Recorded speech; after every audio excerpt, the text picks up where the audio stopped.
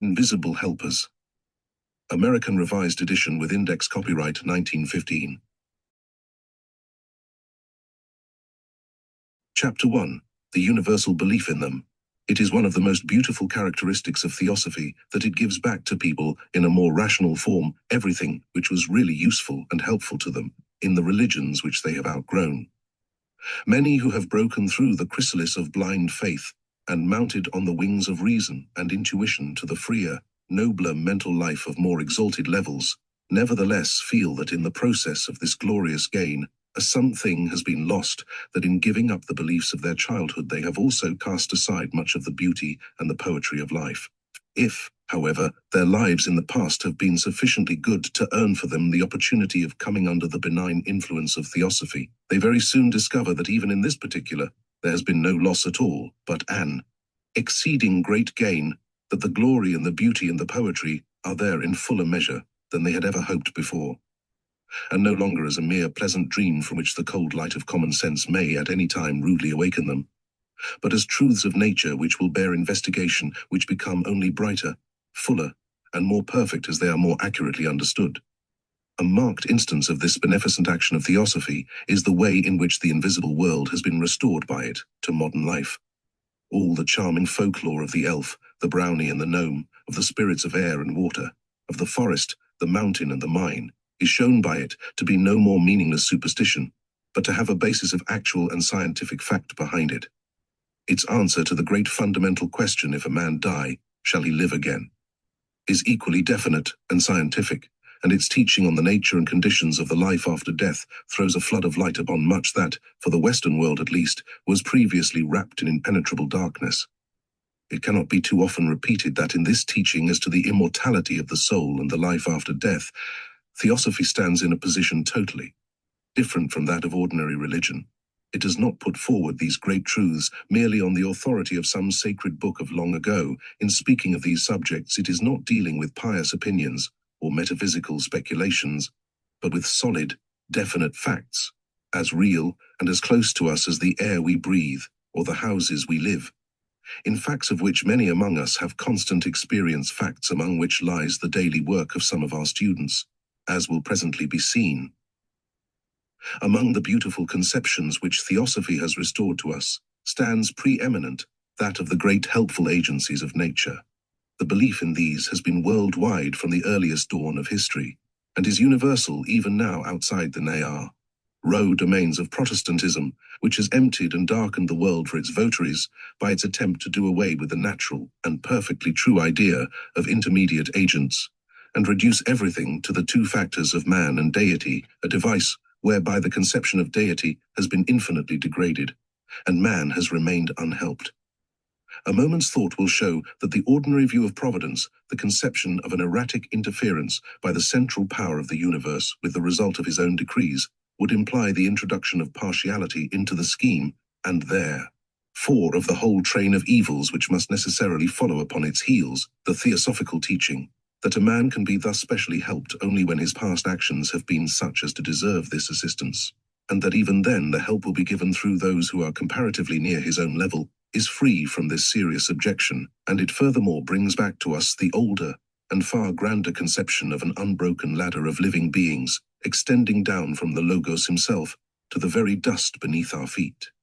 In the East, the existence of the invisible helpers always been recognized, though the names given and the characteristics attributed to them naturally vary in different countries, and even in Europe we have had the old Greek stories of the constant interference of the gods in human affairs, and the Roman legend that Castor and Pollux led the legions of the infant republic in the Battle of Lake Regillus. Nor did such a conception die out when the classical period ended, for these stories have their legitimate successors in medieval tales of saints who appeared at critical moments and turned the fortune of war in favor of the Christian hosts, or of guardian angels, who sometimes stepped in and saved a pious traveler from what would otherwise have been certain destruction. Chapter 2.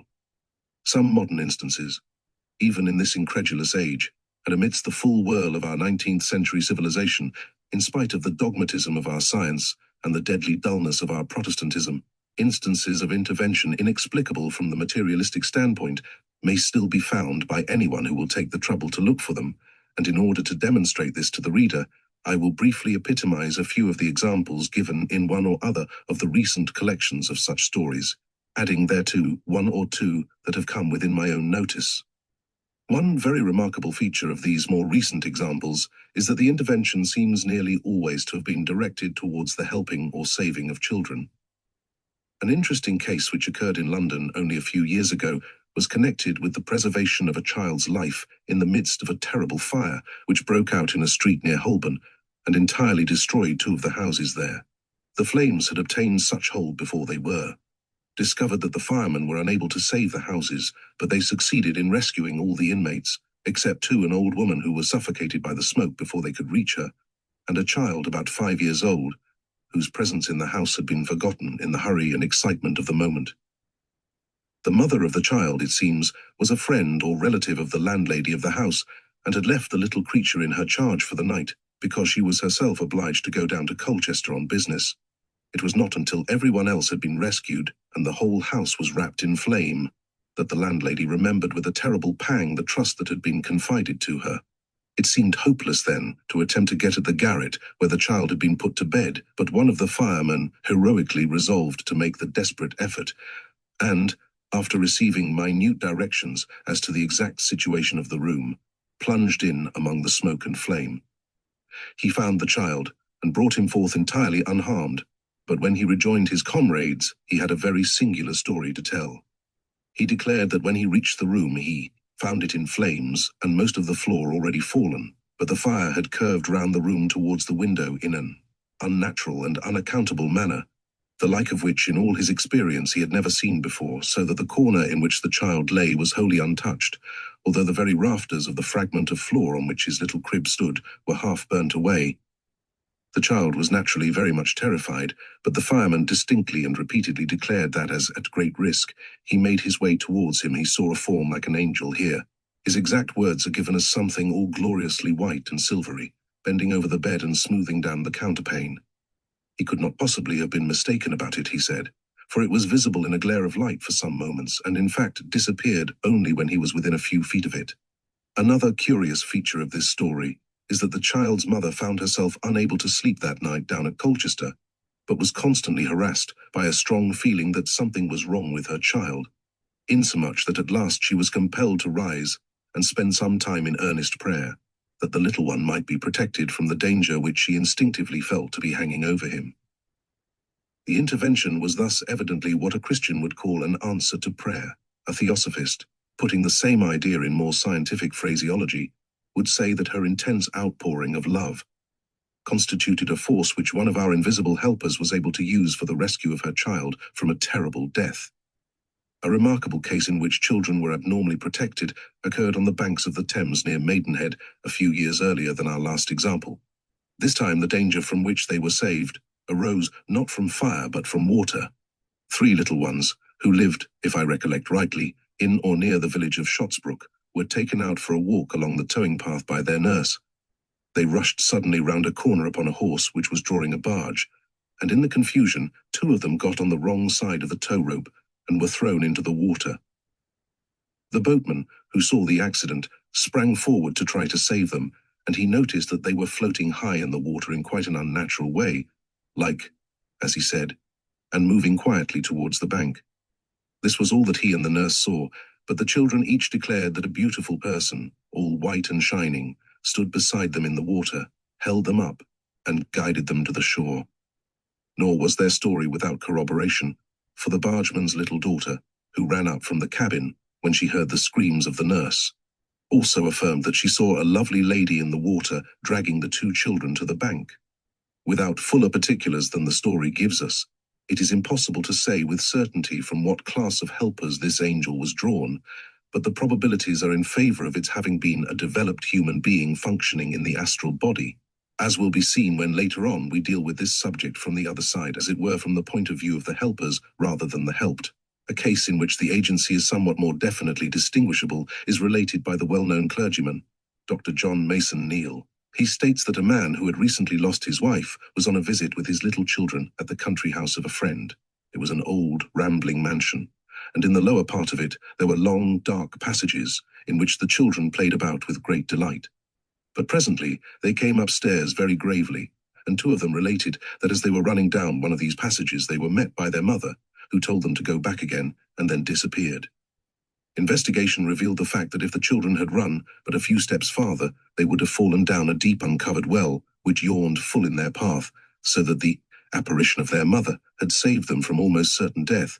In this instance, there seems no reason to doubt that the mother herself was still keeping a loving watch over her children from the astral plane, and that, as has happened in some other cases, her intense desire to warn them of the danger into which they were so heedlessly rushing gave her the power to make herself visible and audible to them for the moment, or perhaps merely to impress their minds with the idea that they saw and heard her. It is possible, of course, that the helper may have been someone else, who took the familiar form of the mother in order not to alarm the children, but the simplest hypothesis is to attribute the intervention to the action of the ever-wakeful mother love itself, undimmed by the passage through the gates of death. This mother love, being one of the holiest and most unselfish of human feelings, is also one of the most persistent on higher planes. Not only does the mother who finds herself upon the lower levels of the astral plane, and consequently still within touch of the earth, maintain her interest in and her care for her children as long as she is able to see them, even after her entry into the heaven world, these little ones are still the most prominent objects in her thought, and the wealth of love that she lavishes upon the images which she there makes of them is a great outpouring of spiritual force which flows down upon her offspring who are still struggling in this lower world, and surrounds them with living centers of beneficent energy which may not inaptly be described as veritable guardian angels. An illustration of this will be found in the 6th of our theosophical manuals, p. 38. Not long ago, the little daughter of one of our English bishops was out walking with her mother in the town where they lived, and in running heedlessly across a street, the child was knocked down by the horses of a carriage which came quickly upon her round a corner. Seeing her among the horses' feet, the mother rushed forward, expecting to find her very badly injured, but she sprang up quite merrily, saying, "Oh, mamma, I am not at all hurt, for something all in white kept the horses from treading upon me, and told me not to be afraid." A case which occurred in Buckinghamshire, somewhere in the neighbourhood of Burnham Beeches, is remarkable on account of the length of time through which the physical manifestation of the succouring agency seems to have maintained itself. It will have been seen that in the instances hitherto given the intervention was a matter of but a few moments, whereas in this, a phenomenon was produced which appears to have persisted for more than half an hour. Two of the little children of a small farmer were left to amuse themselves while their parents and their entire household were engaged in the work of harvesting. The little ones started for a walk in the woods, wandered far from home, and then managed to lose their way. When the weary parents returned at dusk, it was discovered that the children were missing, and after inquiring at some of the neighbors' houses, the father sent servants and laborers in various directions to seek for them. Their efforts were, however, unsuccessful, and their shouts unanswered, and they had reassembled the farm in a somewhat despondent frame of mind, when they all saw a curious light some distance away, moving slowly across some fields towards the road. It was described as a large globular mass of rich golden glow, quite unlike ordinary lamplight, and as it drew nearer, it was seen that the two missing children were walking steadily along in the midst of it. The father and some others immediately set off running towards it. The appearance persisted until they were close to it, but just as they grasped the children, it vanished, leaving them in the darkness. The children's story was that after night came on, they had wandered about crying in the woods for some time, and had at last lain down under a tree to sleep. They had been roused, they said, by a beautiful lady with a lamp, who took them by the hand and led them home. When they questioned her, she smiled at them, but never spoke a word. To this strange tale they both steadily adhered, nor was it possible in any way to shake their faith in what they had seen. It is noteworthy, however, that though all present saw the light, and noticed that it lit up the trees and hedges which came within its sphere precisely as an ordinary light would, yet the form of the lady was visible to none but the children. Chapter 3. A Personal Experience. All the above stories are comparatively well known, and may be found in some of the books which contain collections of such accounts, most of them in Dr. Lee's More Glimpses of the World Unseen. But the two instances which I am now about to give have never been in print before, and both occurred within the last 10 years, one to myself, and the other to a very dear friend of mine, a prominent member of the Theosophical Society, whose accuracy of observation is beyond all shadow of doubt. My own story is a simple one enough, though not unimportant to me, since the interposition undoubtedly saved my life. I was walking one exceedingly wet and stormy night down a quiet back street near Westbourne Grove, struggling with scant success to hold up an umbrella against the savage gusts of wind that threatened every moment to tear it from my grasp, and trying as I labored along to think out the details of some work upon which I was just then engaged. With startling suddenness, a voice which I know well, the voice of an Indian teacher, cried in my ear, "Spring back."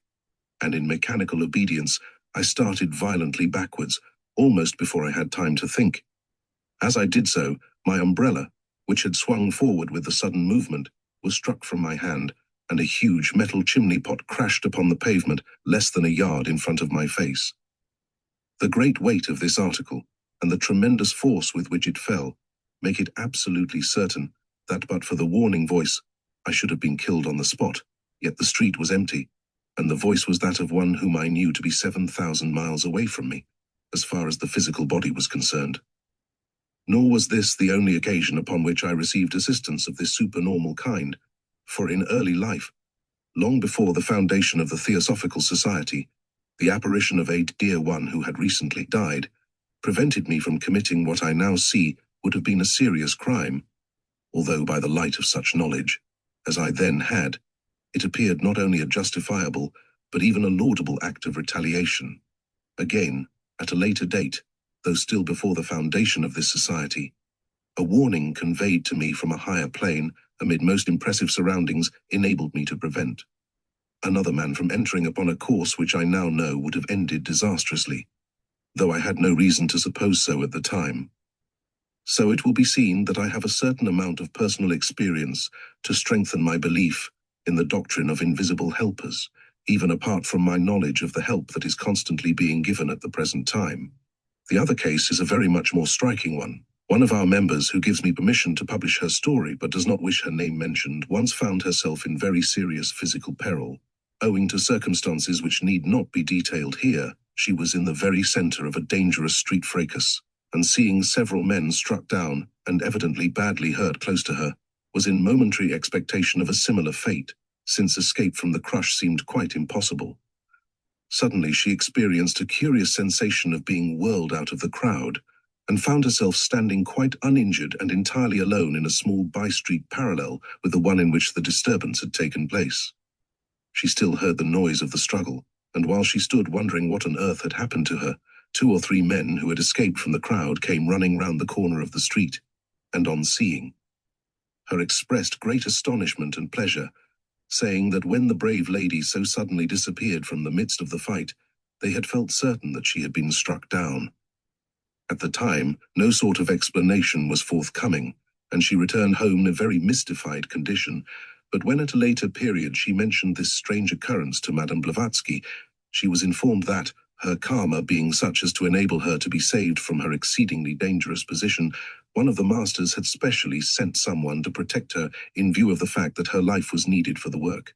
Nevertheless, the case remains a very extraordinary one, both with regard to the great amount of power exercised and the unusually public nature of its manifestation. It is not difficult to imagine the modus operandi.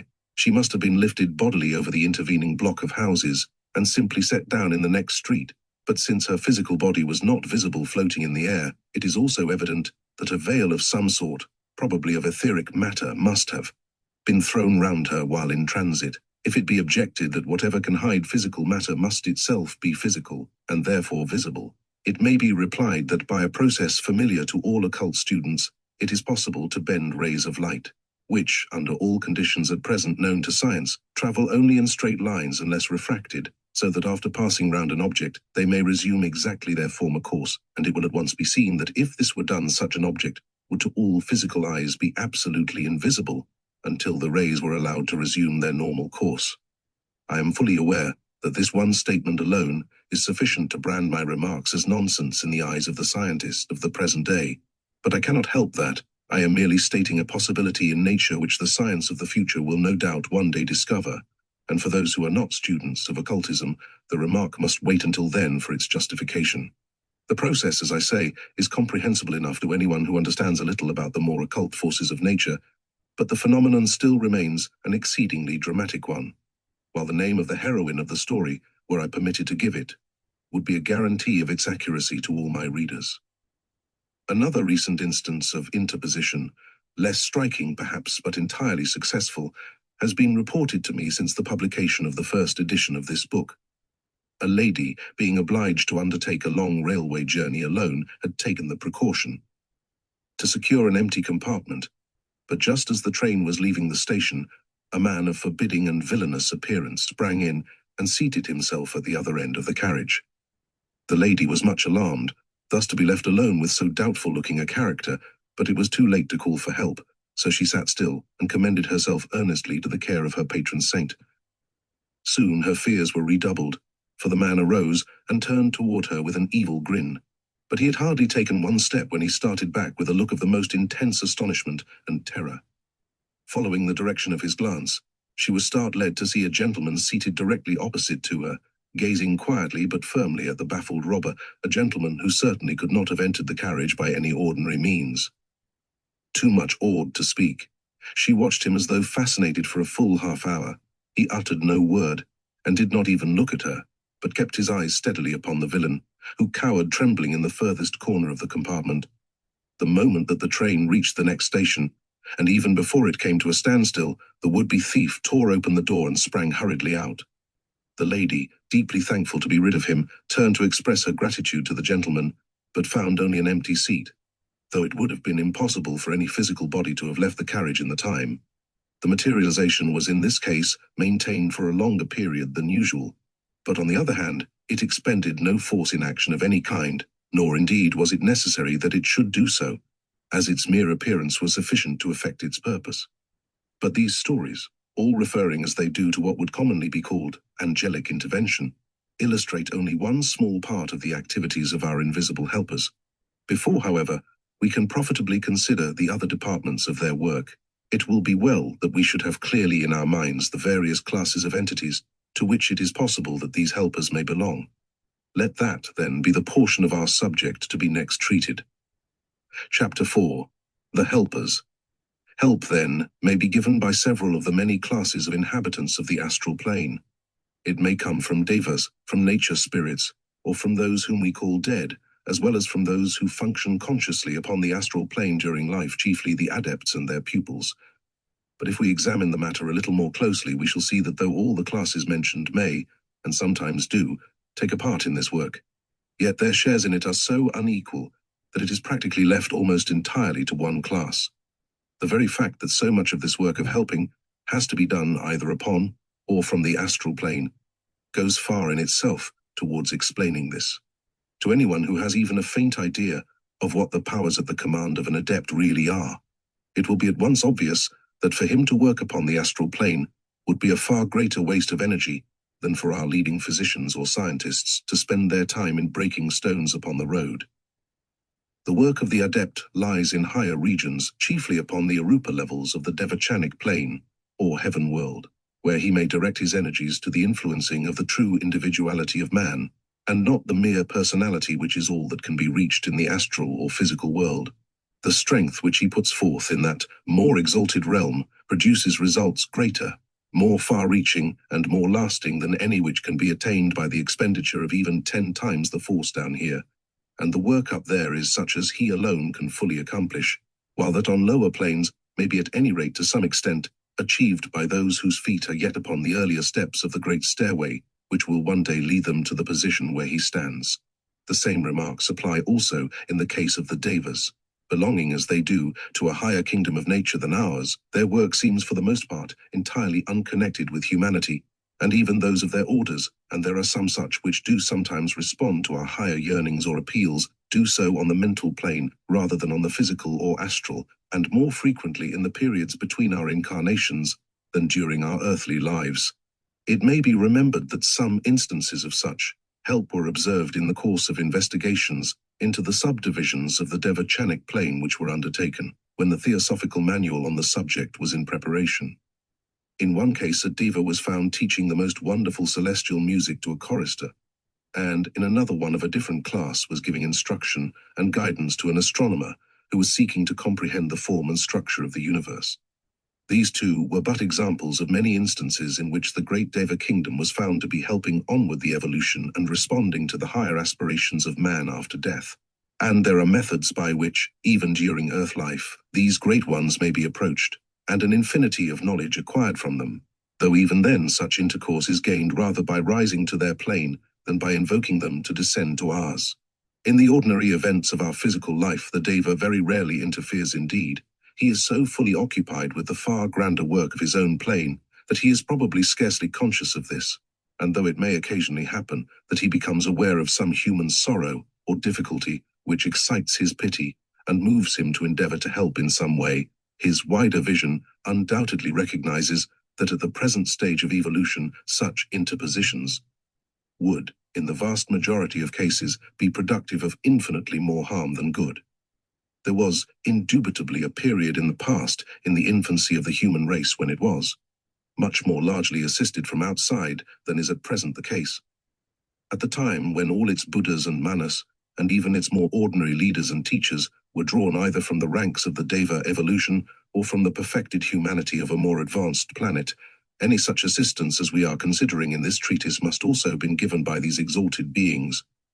But as man progresses, he becomes himself qualified to act as a helper, first on the physical plane and then on higher levels, and we have now reached a stage at which humanity ought to be able to provide, and to some slight extent does provide, invisible helpers for itself, thus setting free for still more useful and elevated work those beings who are capable of it. It becomes obvious then that such assistance as that to which we are here referring may most fitly be given by men, women, at a particular stage of their evolution, not by the adepts, since they are capable of doing far grander and more widely useful work, and not by the ordinary person of no special spiritual development, for he would be unable to be of any use. Just as these considerations would lead us to expect, we find that this work of helping on the astral and lower mental planes is chiefly in the hands of the pupils of the masters men who, though yet far from the attainment of adeptship, have evolved themselves to the extent of being able to function consciously upon the planes in question. Some of these have taken the further step of completing the links between the physical consciousness and that of the higher levels, and they therefore have the undoubted advantage of recollecting in waking life what they have done and what they have learnt in those other worlds. But there are many others who, though as yet unable to carry their consciousness through unbroken, are nevertheless by no means wasting the hours when they think they are asleep, but spending them in noble and unselfish labor for their fellow men. What this labor is, we will proceed to consider, but before we enter upon that part of the subject, we will first refer to an objection which is very frequently brought forward with regard to such work, and we will also dispose of the comparatively rare cases in which the agents are either nature spirits or men who have cast off the physical body. People whose grasp of theosophical ideas is as yet imperfect are often in doubt as to whether it is allowable for them to try to help someone whom they find in sorrow or difficulty, lest they should interfere with the fate which has been decreed for him by the absolute justice of the eternal law of karma. The man is in his present position, they say in effect, because he has deserved it. He is now working out the perfectly natural result of some evil which he has committed in the past. What right have I to interfere with the action of the great cosmic law by trying to ameliorate his condition, either on the astral plane or the physical? Now, the good people who make such suggestions are really, however unconsciously to themselves, exhibiting the most colossal conceit, for their position implies two astounding assumptions. First, that they know exactly what another man's karma has been, and how long it has decreed that his sufferings shall last. And secondly, that they, the insects of a day, could absolutely override the cosmic law and prevent the due working out of karma by any action of theirs. We may be well assured that the great karmic deities are perfectly well able to manage their business without our assistance, and we need have no fear that any steps we may take can by any possibility cause them the slightest difficulty or uneasiness.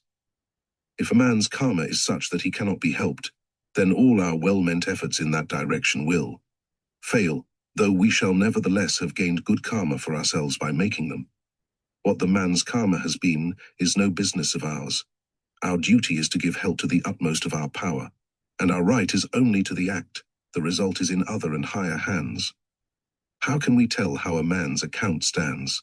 For all we know, he may just have exhausted his evil karma, and be at this moment at the very point where a helping hand is needed to give relief and raise him out of his trouble or depression, why should not we have the pleasure and privilege of doing that good deed as well as another? If we can help him, then that fact of itself shows that he has deserved to be helped, but we can never know unless we try. In any case, the law of karma will take care of itself, and we need not trouble ourselves about it. The cases in which assistance is given to mankind by nature spirits are few.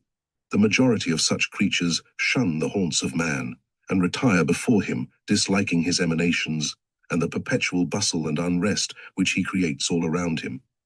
Also, except some of their higher orders, they are generally inconsequent and thoughtless, more like happy children at play under exceedingly favorable physical conditions than like grave and responsible entities. Still, it sometimes happens that one of them will become attached to a human being and do him many a good turn. But at the present stage of its evolution, this department of nature cannot be relied upon for anything like steady cooperation in the work of invisible helpers. For a fuller account of the nature spirits, the reader is referred to the 5th of our theosophical manuals. Again, help is sometimes given by those recently departed, those who are still lingering on the astral plane, and still in close touch with earthly affairs, as probably in the above-mentioned case of the mother who saved her children from falling down a well. But it will readily be seen that the amount of such help available must naturally be exceedingly limited. The more unselfish and helpful a person is, the less likely is he to be found after death, lingering in full consciousness on the lower levels of the astral plane, from which the earth is most readily accessible.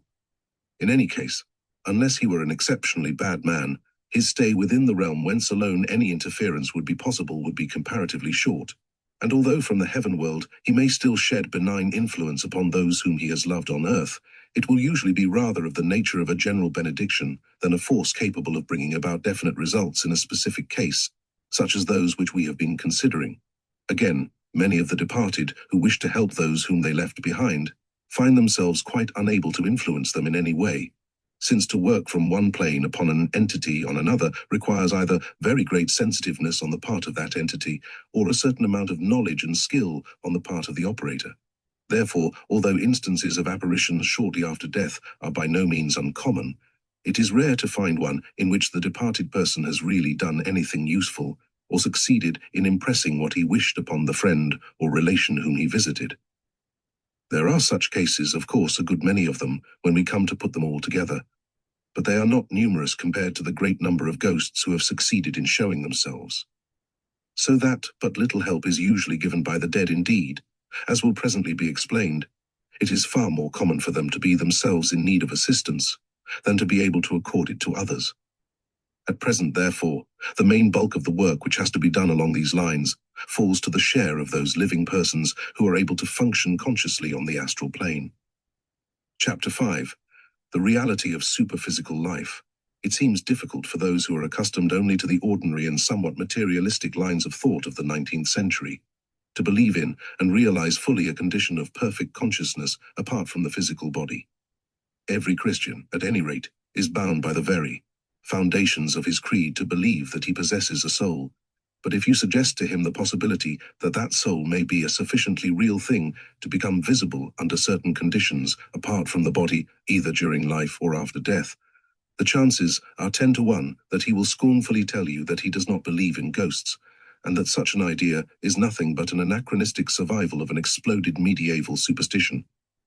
If, therefore, we are at all to comprehend the work of the band of invisible helpers, and perchance ourselves to learn to assist in it, we must shake ourselves free from the trammels of contemporary thought on these subjects, and endeavor to grasp the great truth, now a demonstrated fact to many among us, that the physical body is in simple truth nothing but a vehicle or vesture of the real man. It is put off permanently at death, but it is also put off temporarily every night when we go to sleep. Indeed, the process of falling asleep consists in this very action of the real man, in his astral vehicle slipping out of the physical body. Again, I repeat, this is no mere hypothesis or ingenious supposition. There are many among us who are able to perform, and do perform every day of their lives, this elementary act of magic in full consciousness, who pass from one plane to the other at will, and if that is clearly realized, it will become apparent how grotesquely absurd to them must appear the ordinary unreasoning assertion that such a thing is utterly impossible. It is like telling a man that it is impossible for him to fall asleep, and that if he thinks he has ever done so, he is under a hallucination. Now, the man who has not yet developed the link between the astral and physical consciousness is unable to leave his denser body at will, or to recollect most of what happens to him while away from it, but the fact nevertheless remains that he leaves it every time he sleeps, and may be seen by any trained clairvoyant, either hovering over it or wandering about at a greater or less distance from it, as the case may be. The entirely undeveloped person usually floats close above his physical body, scarcely less asleep than it is, and comparatively shapeless and inchoate, and it is found that he cannot be drawn away from the immediate neighborhood of that physical body without causing serious discomfort, which would in fact awaken it. As the man evolves, however, his astral body grows more definite and more conscious, and so becomes a fitter vehicle for him. In the case of the majority of intelligent and cultured people, the degree of consciousness is already very considerable, and a man who is at all spiritually developed is as fully himself in that vehicle as in this denser body. But though he may be fully conscious on the astral plane during sleep, and able to move about on it freely if he wishes to do so, it does not yet follow that he is ready to join the band of helpers. Most people at this stage are so wrapped up in their own train of thought, usually a continuation of some line taken up in waking hours, that they are like a man in a brown study, so much absorbed as to be practically entirely heedless of all that is going on about them. And in many ways it is well that this is so, for there is much upon the astral plane which might be unnerving and terrifying to one who had not the core age, born of full knowledge, as to the real nature of all that he would see. Sometimes a man gradually rouses himself out of this condition, wakes up to the astral world around him, as it were, but more often he remains in that state until someone who is already active there takes him in hand and wakens him. This is, however, not a responsibility to be lightly undertaken, for while it is comparatively easy thus to wake a man up on the astral plane, it is practically impossible, except by a most undesirable exercise of mesmeric influence, to put him to sleep again, so that before a member of the band of workers will thus awaken a dreamer, he must fully satisfy himself that the man's disposition is such that he will make good use of the additional powers that will then be put into his hands, and also that his knowledge and his courage are sufficient to make it reasonably certain that no harm will come to him as a result of the action. Such awakening so performed will put a man in a position to join, if he will, the band of those who help mankind. But it must be clearly understood that this does not necessarily, or even usually, bring with it the power of remembering, in the waking consciousness, anything which has been done. That capacity has to be attained by the man for himself, and in most cases it does not come for years afterwards, perhaps not even in the same life. But happily this lack of memory in the body in no way impedes the work out of the body, so that, except for the satisfaction to a man of knowing during his waking hours upon what work he has been engaged during his sleep, it is not a matter of importance. What really matters is that the work should be done, not that we should remember who did it. Chapter 6. A timely intervention.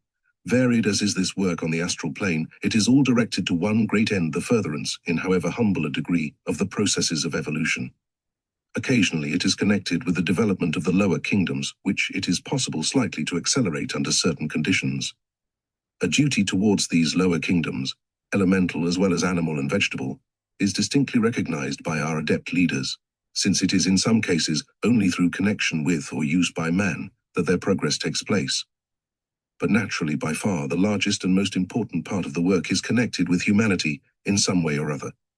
The services rendered are of many and various kinds, but chiefly concerned with man's spiritual development, such physical interventions as are recounted in the earlier part of this book being exceedingly rare. They do, however, occasionally take place, and though it is my wish to emphasize rather the possibility of extending mental and moral help to our fellow men, it will perhaps be well to give 2 or 3 instances in which friends, personally known to me, have rendered physical assistance to those in sore need of it, in order that it may be seen how these examples from the experience of the helpers gear in with the accounts given by those who have received the supernormal aid. Such stories, I mean, as those which are to be found in the literature of so-called supernatural occurrences. In the course of the recent rebellion in Matabeleland, one of our members was sent upon an errand of mercy, which may serve as an illustration of the way in which help upon this lower plane has occasionally been given. It seems that one night, a certain farmer and his family in that country were sleeping tranquilly in fancied security, quite unaware that only a few miles away relentless hordes of savage foes were lying in ambush, maturing fiendish plots of murder and rapine. Our members' business was in some way or other to arouse the sleeping family to a sense of the terrible danger which so unexpectedly menaced them, and she found this by no means an easy matter. An attempt to impress the idea of imminent peril upon the brain of the farmer failed utterly, and as the urgency of the case seemed to demand strong measures, our friend decided to materialize herself sufficiently to shake the housewife by the shoulder and adjure her to get up and look about her. The moment she saw that she had been successful in attracting attention, she vanished, and the farmer's wife has never from that day to this been able to find out which of her neighbors it was who roused her so opportunely, and thus saved the lives of the entire family, who, but for this mysterious intervention, would undoubtedly have been massacred in their beds half an hour later, nor can she even now understand how this friend in need contrived to make her way in, when all the windows and doors were found so securely barred. Being thus abruptly awakened, the housewife was half inclined to consider the warning as a mere dream. However, she arose and looked round just to see that all was right, and fortunate it was that she did so, for though she found nothing amiss indoors, she had no sooner thrown open a shutter than she saw the sky red with a distant conflagration. She at once roused her husband and the rest of her family, and owing to this timely notice they were able to escape to a place of concealment near at hand just before the arrival of the horde of savages, who destroyed the house and ravaged the fields indeed, but were disappointed of the human prey which they had expected. The feelings of the rescuer may be imagined when she read in the newspaper some time afterwards an account of the providential deliverance of this family. Chapter 7. The Angel Story. Another instance of intervention on the physical plane which occurred a short time ago makes a very beautiful little story, though this time only one life was saved. It needs, however, a few words of preliminary explanation. Among our band of helpers here in Europe are two who were brothers long ago in ancient Egypt and are still warmly attached to one another. In this present incarnation there is a wide difference in age between them, one being advanced in middle life, while the other was at that time a mere child in the physical body, though an ego of considerable advancement and promise. Naturally, it falls to the lot of the elder to train and guide the younger in the occult work to which they are so heartily devoted, and as both are fully conscious and active on the astral plane, they spend most of the time during which their grosser bodies are asleep in laboring together under the direction of their common master, and giving to both living and dead such help as is within their power. I will quote the story of the particular incident, which I wish to relate from a letter written by the elder of the two helpers immediately after its occurrence, as the description there given is more vivid and picturesque than any account in the third person could possibly be. We were going about quite other business when Cyril suddenly cried, "What's that?" For we heard a terrible scream of pain or fright. In a moment we were on the spot and found that a boy of about 11 or 12 had fallen over a cliff onto some rocks below and was very badly hurt.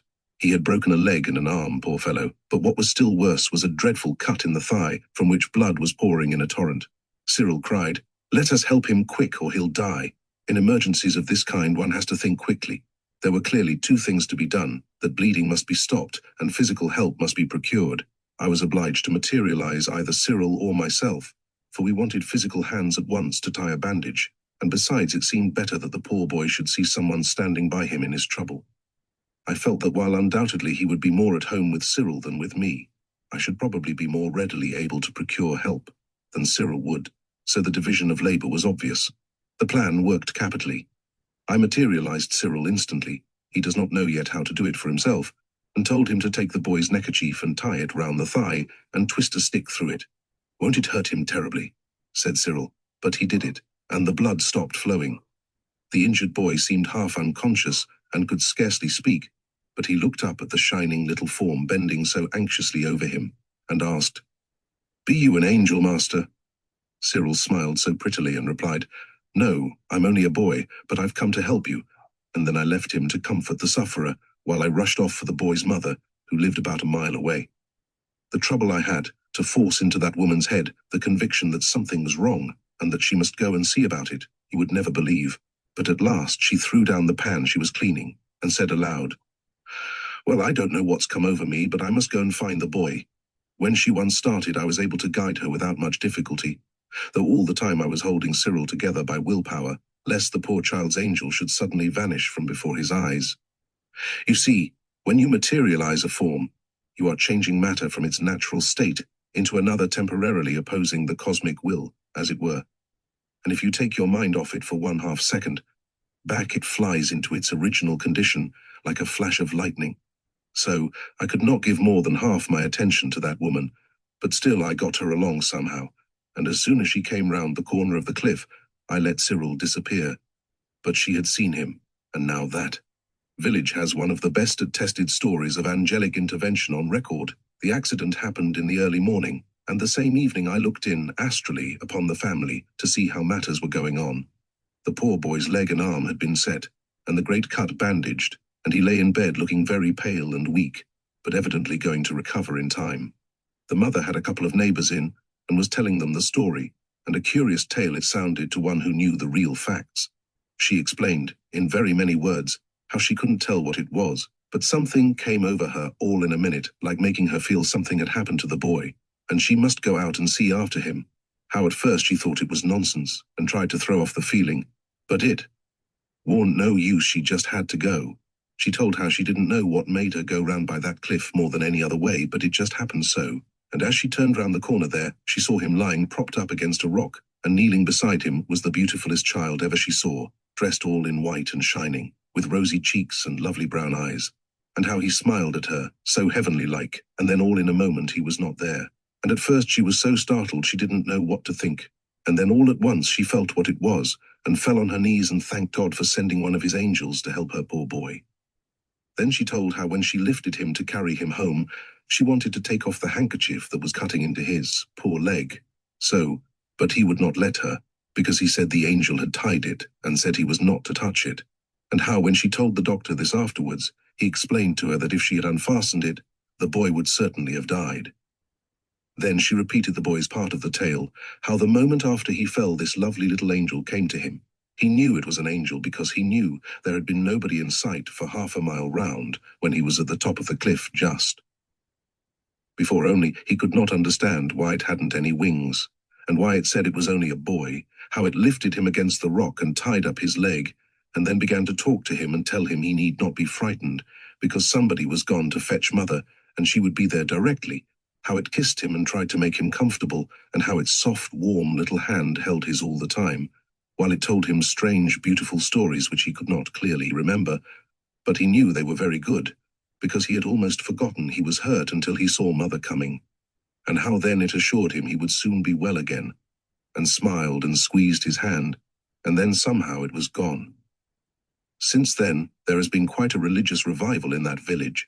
Their minister has told them that so signal an interposition of divine providence must have been meant as a sign to them, to rebuke scoffers and to prove the truth of Holy Scripture and of the Christian religion, and nobody seems to see the colossal conceit involved in such an astonishing proposition. But the effect on the boy has been undoubtedly good, morally as well as physically. By all accounts, he was a careless enough young scamp before, but now he feels his angel may be near him at any time, and he will never do or say anything rough or coarse or angry, lest it should see or hear. The one great desire of his life is that some day he may see it again, and he knows that when he dies its lovely face will be the first to greet him on the other side. A beautiful and pathetic little story, truly. The moral drawn from the occurrence by the village and its minister is perhaps somewhat of a non sequitur, yet the testimony to the existence of at least something beyond this material plane must surely do the people more good than harm. And after all, the mother's conclusion from what she saw was a perfectly correct one, though more accurate knowledge would probably have led her to express it a little differently. An interesting fact afterwards, discovered by the investigations of the writer of the letter, throws a curious sidelight upon the reasons underlying such incidents. It was found that the two boys had met before, and that some thousands of years ago, the one who fell from the cliff had been the slave of the other, and had once saved his young master's life at the risk of his own, and had been liberated in consequence. And now, long afterwards, the master not only repays the debt in kind, but also gives his former slave a high ideal and an inducement to morality of life, which will probably change the whole course of his future evolution. So true is it that no good deed ever goes unrewarded by karma, however tardy it may seem in its action, that, though the mills of God grind slowly, yet they grind exceeding small. though with patience stands he waitings with exactness grinds he all. Chapter 8. The Story of a Fire.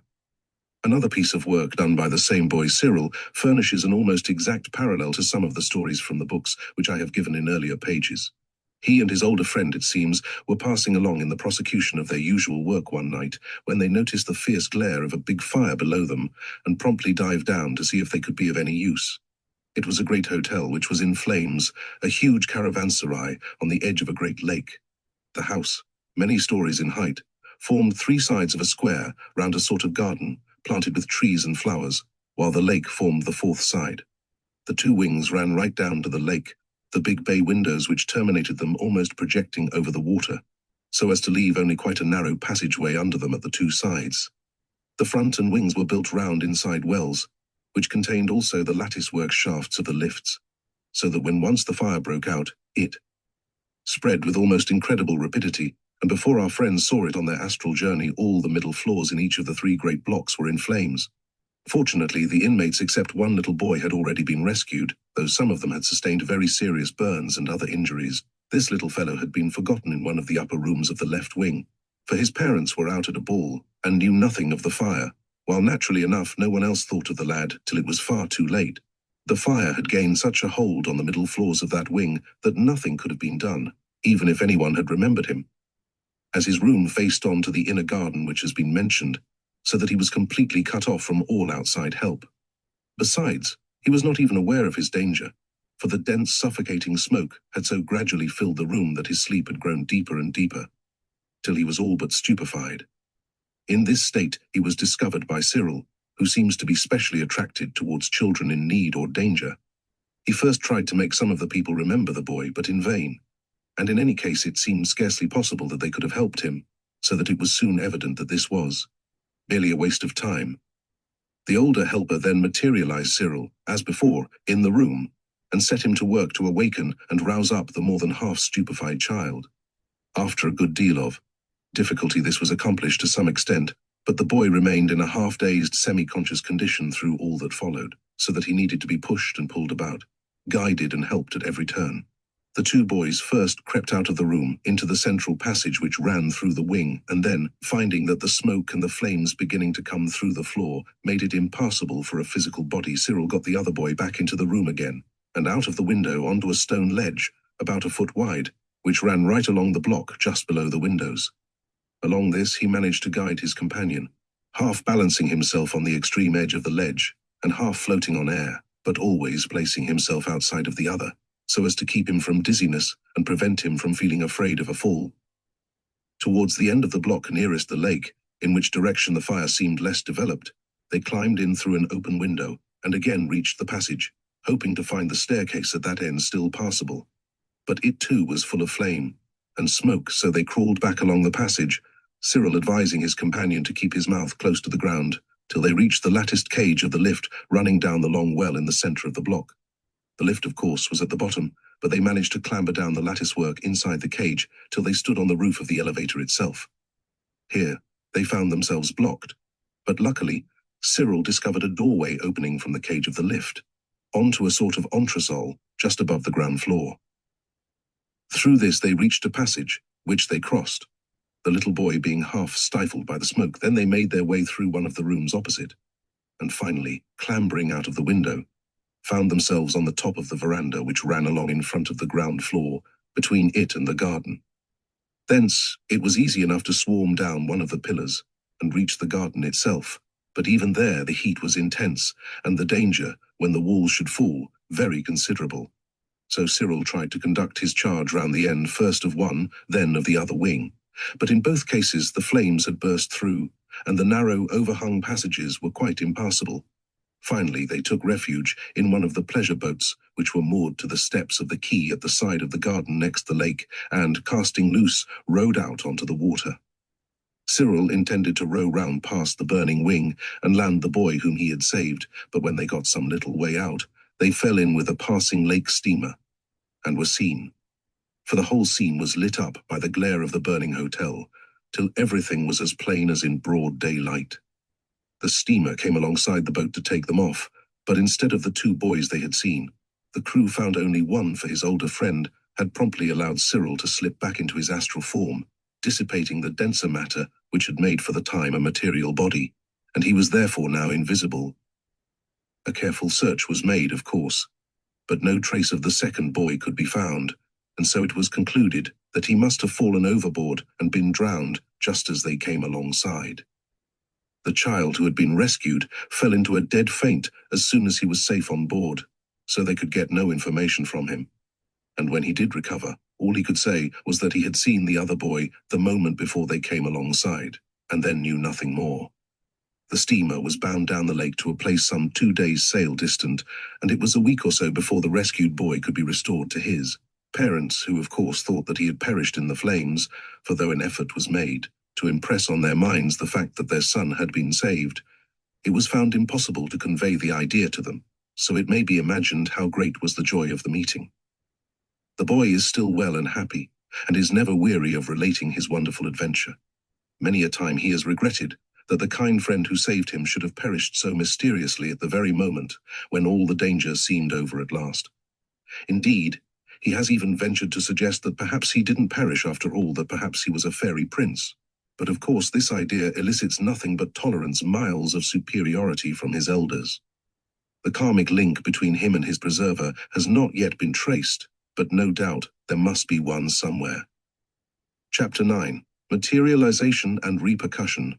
On meeting with a story such as this, students often inquire whether the invisible helper is perfectly safe amidst these scenes of deadly peril, whether, for example, this boy who was materialized in order to save another from a burning house was not himself in some danger, whether his physical body would not have suffered in any way by repercussion if his materialized form had passed through the flames or fallen from the high ledge on the edge of which he walked so unconcernedly. In fact, since we know that in many cases the connection between a materialized form and a physical body is sufficiently close to produce repercussion, might it not have occurred in this case? Now, this subject of repercussion is an exceedingly abstruse and difficult one, and we are by no means yet in a position fully to explain its very remarkable phenomena. Indeed, in order to understand the matter perfectly, it would probably be necessary to comprehend the laws of sympathetic vibration on more planes than one. Still, we do know by observation some of the conditions which permit its action, and some which definitely exclude it, and I think we are warranted in saying that it was absolutely impossible here. To see why this is so, we must first remember that there are at least 3 well-defined varieties of materialization, as anyone who has at all an extended experience of spiritualism will be aware. I am not concerned at the moment to enter upon any explanation as to how these 3 varieties are respectively produced, but am merely stating the indubitable fact of their existence. 1. There is the materialization which, though tangible, is not visible to ordinary physical sight. Of this nature are the unseen hands which so often clasp one's arm or stroke one's face at a séance, which sometimes carry physical objects through the air or make raps upon the table, though of course both these latter phenomena may easily be produced without a materialized hand at all. 2. There is the materialization which, though visible, is not tangible, the spirit form through which one's hand passes as through empty air. In some cases this variety is obviously misty and impalpable, but in others its appearance is so entirely normal that its solidity is never doubted until someone endeavors to grasp it. 3.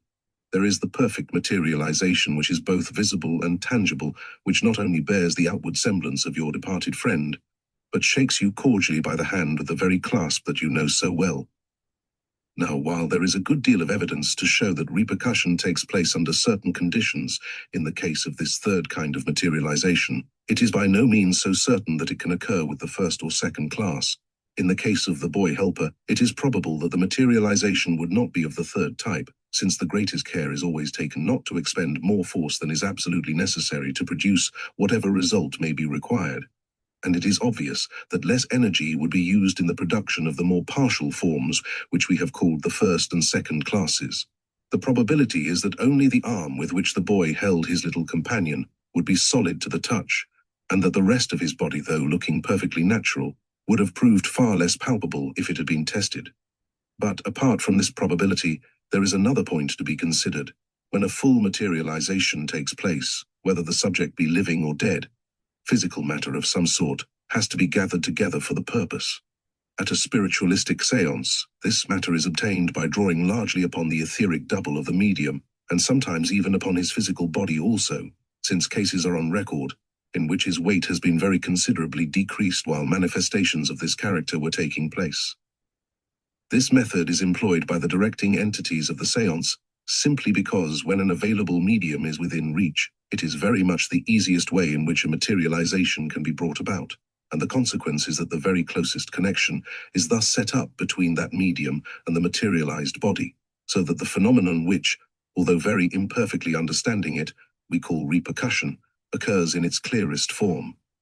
If, for example, the hands of the materialized body be rubbed with chalk, that chalk will afterwards be found on the hands of the medium, even though he may have been all the time carefully locked up in a cabinet under circumstances which absolutely preclude any suspicion of fraud. If any injury be inflicted upon the materialized form, that injury will be accurately reproduced upon the corresponding part of the medium's body, while sometimes food of which the spirit form has partaken will be found to have passed into the body. Of the medium at least that happened in one case, at any rate within my own experience. It would be far otherwise, however, in the case which we have been describing. Cyril was thousands of miles from his sleeping physical body, and it would therefore be quite impossible for his friend to draw etheric matter from it, while the regulations under which all pupils of the great masters of wisdom perform their work of helping man would assuredly prevent him, even for the noblest purpose, from putting such a strain upon anyone else's body. Besides, it would be quite unnecessary, for the far less dangerous method invariably employed by the helpers when materialization seems desirable would be ready to his hand the condensation from the circumambient ether or even from the physical air of such an amount of matter as may be requisite. This feat, though no doubt beyond the power of the average entity manifesting at a seance, presents no difficulty to a student of occult chemistry. But mark the difference in the result obtained. In the case of the medium, we have a materialized form in the closest possible connection with the physical body, made out of its very substance, and therefore capable of producing all the phenomena of repercussion. In the case of the helper, we have indeed an exact reproduction of the physical body, but it is created by a mental effort out of matter entirely foreign to that body, and is no more capable of acting upon it by repercussion than an ordinary marble statue of the man would be. Thus it is that a passage through the flames or a fall from a high window ledge would have had no terrors for the boy helper, and that on another occasion a member of the band, though materialized, was able without any inconvenience to the physical body to go down in a sinking vessel. In both the incidents of his work that have been described above, it will have been noticed that the boy Cyril was unable to materialize himself, and that the operation had to be performed for him by an older friend. One more of his experiences is worth relating, for it gives us a case in which by intensity of pity and determination of will, he was able to show himself a case somewhat parallel to that previously related of the mother, whose love enabled her somehow to manifest herself in order to save her children's lives. Inexplicable as it may seem, there is no doubt whatever of the existence in nature of this stupendous power of will over matter of all planes, so that if only the power be great enough, practically any result may be produced by its direct action, without any knowledge or even thought on the part of the man exercising that will as to how it is to do its work. We have had plenty of evidence that this power holds good in the case of materialization, although ordinarily it is an art which must be learned just like any other. Assuredly an average man on the astral plane could no more materialize himself without having previously learnt how to do it than the average man on this plane could play the violin without having previously learnt it. But there are exceptional cases, as will be seen from the following narrative. Chapter 10. The Two Brothers. This story has been told by a pen of far greater dramatic capability than mine, and with a wealth of detail for which I have here no space, in the Theosophical Review of November. To that account I would refer the reader, since my own description of the case will be a mere outline, as brief as is consistent with clearness. The names given are of course fictitious, but the incidents are related with scrupulous accuracy. Our dramatis personae are two brothers, the sons of a country gentleman Lancelot, aged 14, and Walter, aged 11, very good boys of the ordinary healthy manly type, like hundreds of others in this fair realm, with no obvious psychic qualifications of any sort, except the possession of a good deal of Celtic blood. Perhaps the most remarkable feature about them was the intensity of the affection that existed between them, for they were simply inseparable, neither would go anywhere without the other, and the younger idolized the elder as only a younger boy can.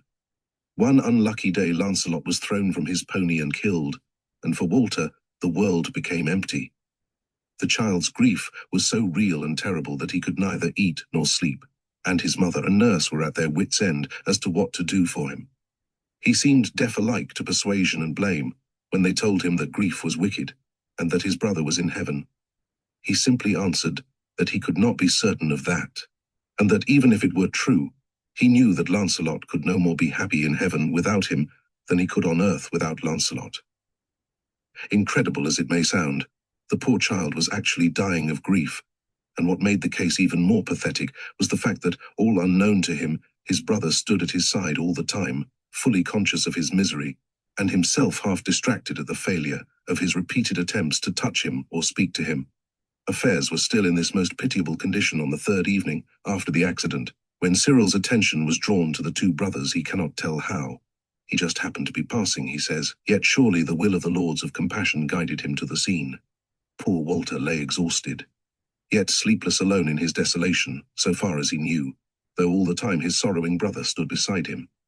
Lancelot, free from the chains of the flesh, could see and hear Cyril, so obviously the first thing to do was to soothe his pain with a promise of friendship and help in communicating with his brother. As soon as the dead boy's mind was thus cheered with hope, Cyril turned to the living one and tried with all his strength to impress upon his brain the knowledge that his brother stood beside him, not dead, but living and loving as of yore. But all his efforts were in vain. The dull apathy of grief so filled poor Walter's mind that no suggestion from without could enter, and Cyril knew not what to do. Yet so deeply was he moved by the sad sight, so intense was his sympathy, and so firm his determination to help in some way or other at any cost of strength to himself, that somehow, even to this day he cannot tell how, he found himself able to touch and speak to the heartbroken child.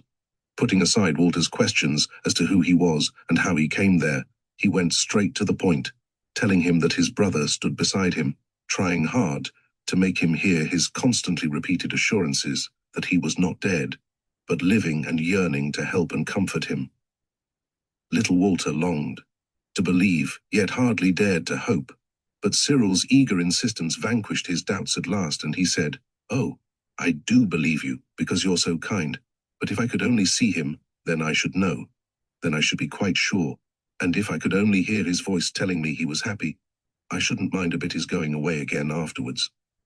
Young though he was at the work, Cyril knew enough to be aware that Walter's wish was one not ordinarily granted, and was beginning regretfully to tell him so, when suddenly he felt a presence that all the helpers know.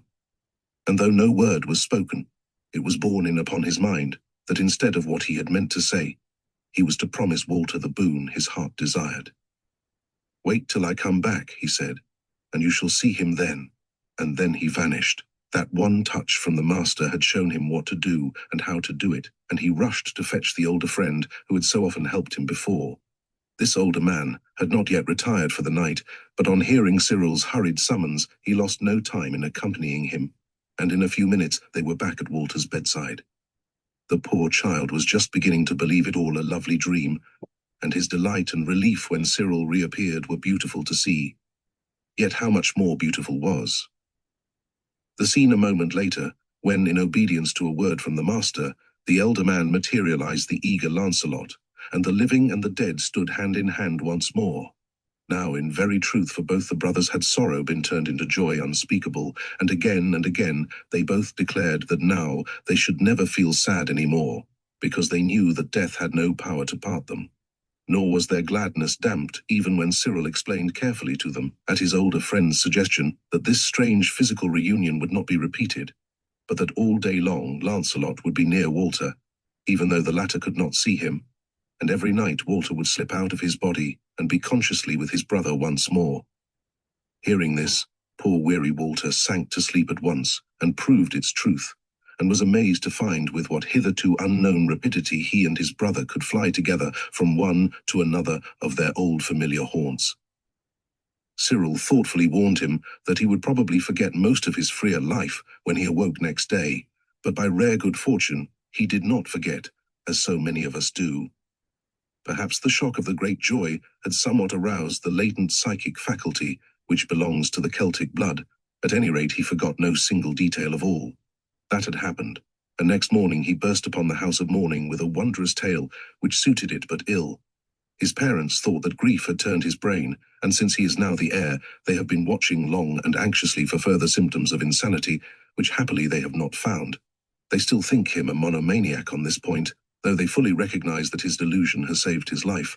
But his old nurse, who is a Catholic, is firm in her belief that all he says is true, that the Lord Jesus, who was once a child himself, took pity on that other child as he lay dying of grief, and sent one of his angels to bring his brother back to him from the dead, as a reward for a love which was stronger than death.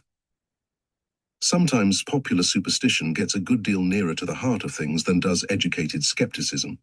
Nor does the story end here, for the good work begun that night is still progressing, and none can say how far the influence of that one act may ramify. Walter's astral consciousness, once having been thus thoroughly awakened, remains in activity every morning. He brings back into his physical brain the memory of his night's adventures with his brother. Every night they meet their dear friend Cyril, from whom they have learned so much about the wonderful new world that has opened before them, and the other worlds to come that lie higher yet. Under Cyril's guidance, they also, the living and the dead alike, have become eager and earnest members of the band of helpers, and probably for years to come, until Lancelot's vigorous young astral body disintegrates many a dying child, will have cause to be grateful to these three who are trying to pass on to others something of the joy that they have themselves received. Nor is it to the dead alone that these new converts have been of use, for they have sought and found some other living children who show consciousness on the astral plane during sleep, and one at least of those whom they have thus brought to Cyril has already proved a valuable little recruit to the children's band, as well as a very kind little friend down here on the physical plane. Those to whom all these ideas are new sometimes find it very difficult to understand how children can be of any use in the astral world, seeing, they would say, that the astral body of a child must be undeveloped, and the ego thus limited by childhood on the astral, as well as the physical plane. In what way could such an ego be of use, or be able to help towards the spiritual, mental, and moral evolution of humanity, which we are told is the chief concern of the helpers? When first such a question was asked, shortly after the publication of one of these stories in our magazine, I sent it to Cyril himself to see what he would say to it, and his answer was this: "It is quite true, as the writer says, that I am only a boy, and know very little yet, and that I shall be much more useful when I have learned more. But I am able to do a little even now, because there are so many people who have learned nothing about theosophy yet, though they may know very much more than I do about everything else. And you see, when you want to get to a certain place, a little boy who knows the way can do more for you than 100 wise men who don't know it." It may be added that when even a child had been awakened upon the astral plane, the development of the astral body would proceed so rapidly that he would very soon be in a position upon that plane but little inferior to that of the awakened adult, and would of course be much in advance, so far as usefulness is concerned, of the wisest man who was as yet unawakened. But unless the ego expressing himself through that child body possessed the necessary qualification of a determined yet loving disposition, and had clearly manifested it in his previous lives, no occultist would take the very serious responsibility of awakening him upon the astral plane. When, however, their karma is such that it is possible for them to be thus aroused, children often prove most efficient helpers, and throw themselves into their work with a whole-soul devotion which is very beautiful to see. And so is fulfilled once more the ancient prophecy, "A little child shall lead them." Another question that suggests itself to one's maid in reading this last story of the two brothers is this: since Cyril was somehow able to materialize himself by sheer force of love and pity and strength of will, is it not strange that Lancelot, who had been trying so much longer to communicate, had not succeeded in doing the same thing? Well, there is of course no difficulty in seeing why poor Lancelot was unable to communicate with his brother, for that inability is simply the normal condition of affairs. The wonder is that Cyril was able to materialize himself, not that Lancelot was not. Not only, however, was the feeling probably stronger in Cyril's case, but he also knew exactly what he wanted to do, knew that such a thing as materialization was a possibility, and had some general idea as to how it was done, while Lancelot naturally knew nothing of all this then, though he does now. Chapter 11. Wrecks and catastrophes. Sometimes it is possible for members of the band of helpers to avert impending catastrophes of a somewhat larger order. In more than one case, when the captain of a vessel has been carried, unsuspecting, far out of his course by some unknown current or through some mistaken reckoning, and has thereby run into serious danger, it has been possible to prevent shipwreck by repeatedly impressing upon his mind a feeling that something was wrong, and although this generally comes through into the captain's brain merely as a vaguely warning intuition, yet if it occurs again and again, he is almost certain to give it some attention and take such precautions as suggest themselves to him. In one case, for example, in which the master of a bark was much nearer into the land than he supposed, he was again and again pressed to heave the lead, and though he resisted this suggestion for some time as being unnecessary and absurd, he at last gave the order in a somewhat hesitating way. The result astounded him, and he at once put his vessel about and stood off from the coast, though it was not until morning came that he realized how very close he had been to an appalling disaster. Often, however, a catastrophe is karmic in its nature, and consequently cannot be averted, but it must not therefore be supposed that in such cases no help can be given.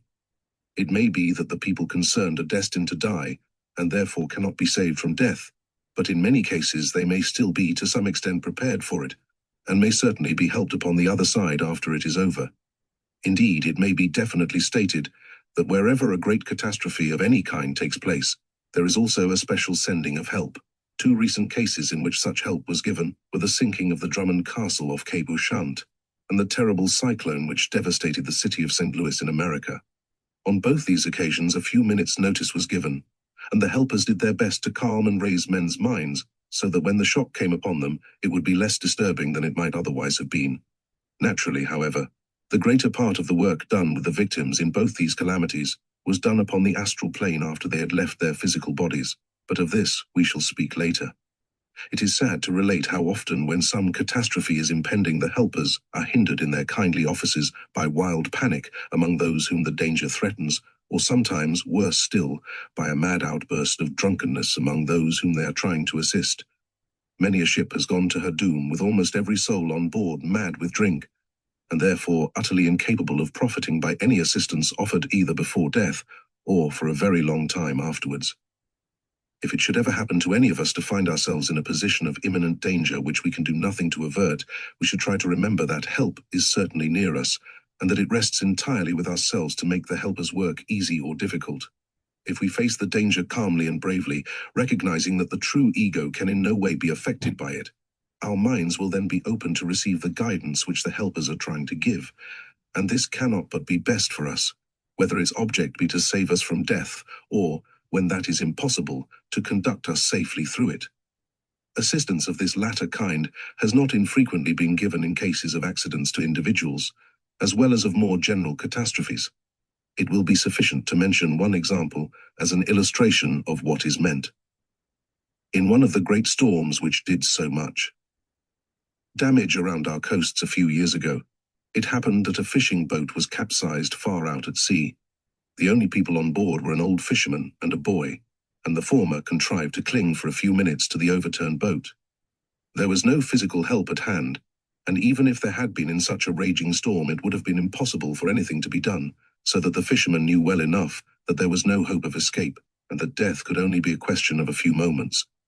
He felt great terror at the prospect, being especially impressed by the awful loneliness of that vast waste of waters, and he was also much troubled with thoughts of his wife and family, and the difficulties in which they would be left by his sudden decease. A passing helper, seeing all this, endeavored to comfort him, but finding his mind too much disturbed to be impressionable, she thought it advisable to show herself to him in order to assist him the better. In relating the story afterwards, she said that the change which came over the fisherman's face at sight of her was wonderful and beautiful to see. With the shining form standing upon the boat above him, he could not but think that an angel had been sent to comfort him in his trouble, and therefore he felt that not only would he himself be carried safely through the gates of death, but his family would assuredly be looked after also. So, when death came to him a few moments later, he was in a frame of mind very different from the terror and perplexity which had previously overcome him, and naturally when he recovered consciousness upon the astral plane and found the angel still beside him, he felt himself at home with her, and was prepared to accept her advice as regards the new life upon which he had entered. Some time later, the same helper was engaged in another piece of work of very similar character, the story of which she has since told as follows. You remember that steamer that went down in the cyclone at the end of last November?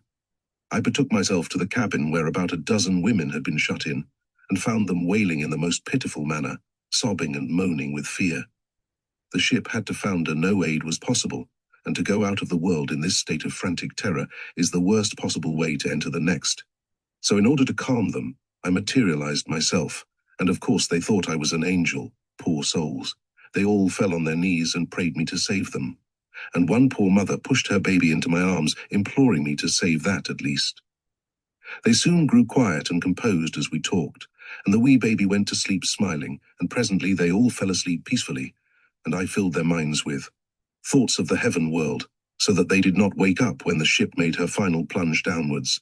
I went down with them to ensure their sleeping through the last moments, and they never stirred as their sleep became death. Evidently in this case too, those who were thus helped had not only the enormous advantage of being enabled to meet death calmly and reasonably, but also the still greater one of being received on its farther shore by one whom they were already disposed to love and trust, one who thoroughly understood the new world in which they found themselves, and could not only reassure them as to their safety, but advise them how to order their lives under these much altered circumstances. And this brings us to the consideration of one of the largest and most important departments of the work of invisible helpers, the guidance and assistance which they are able to give to the dead. Chapter 12. Work among the dead.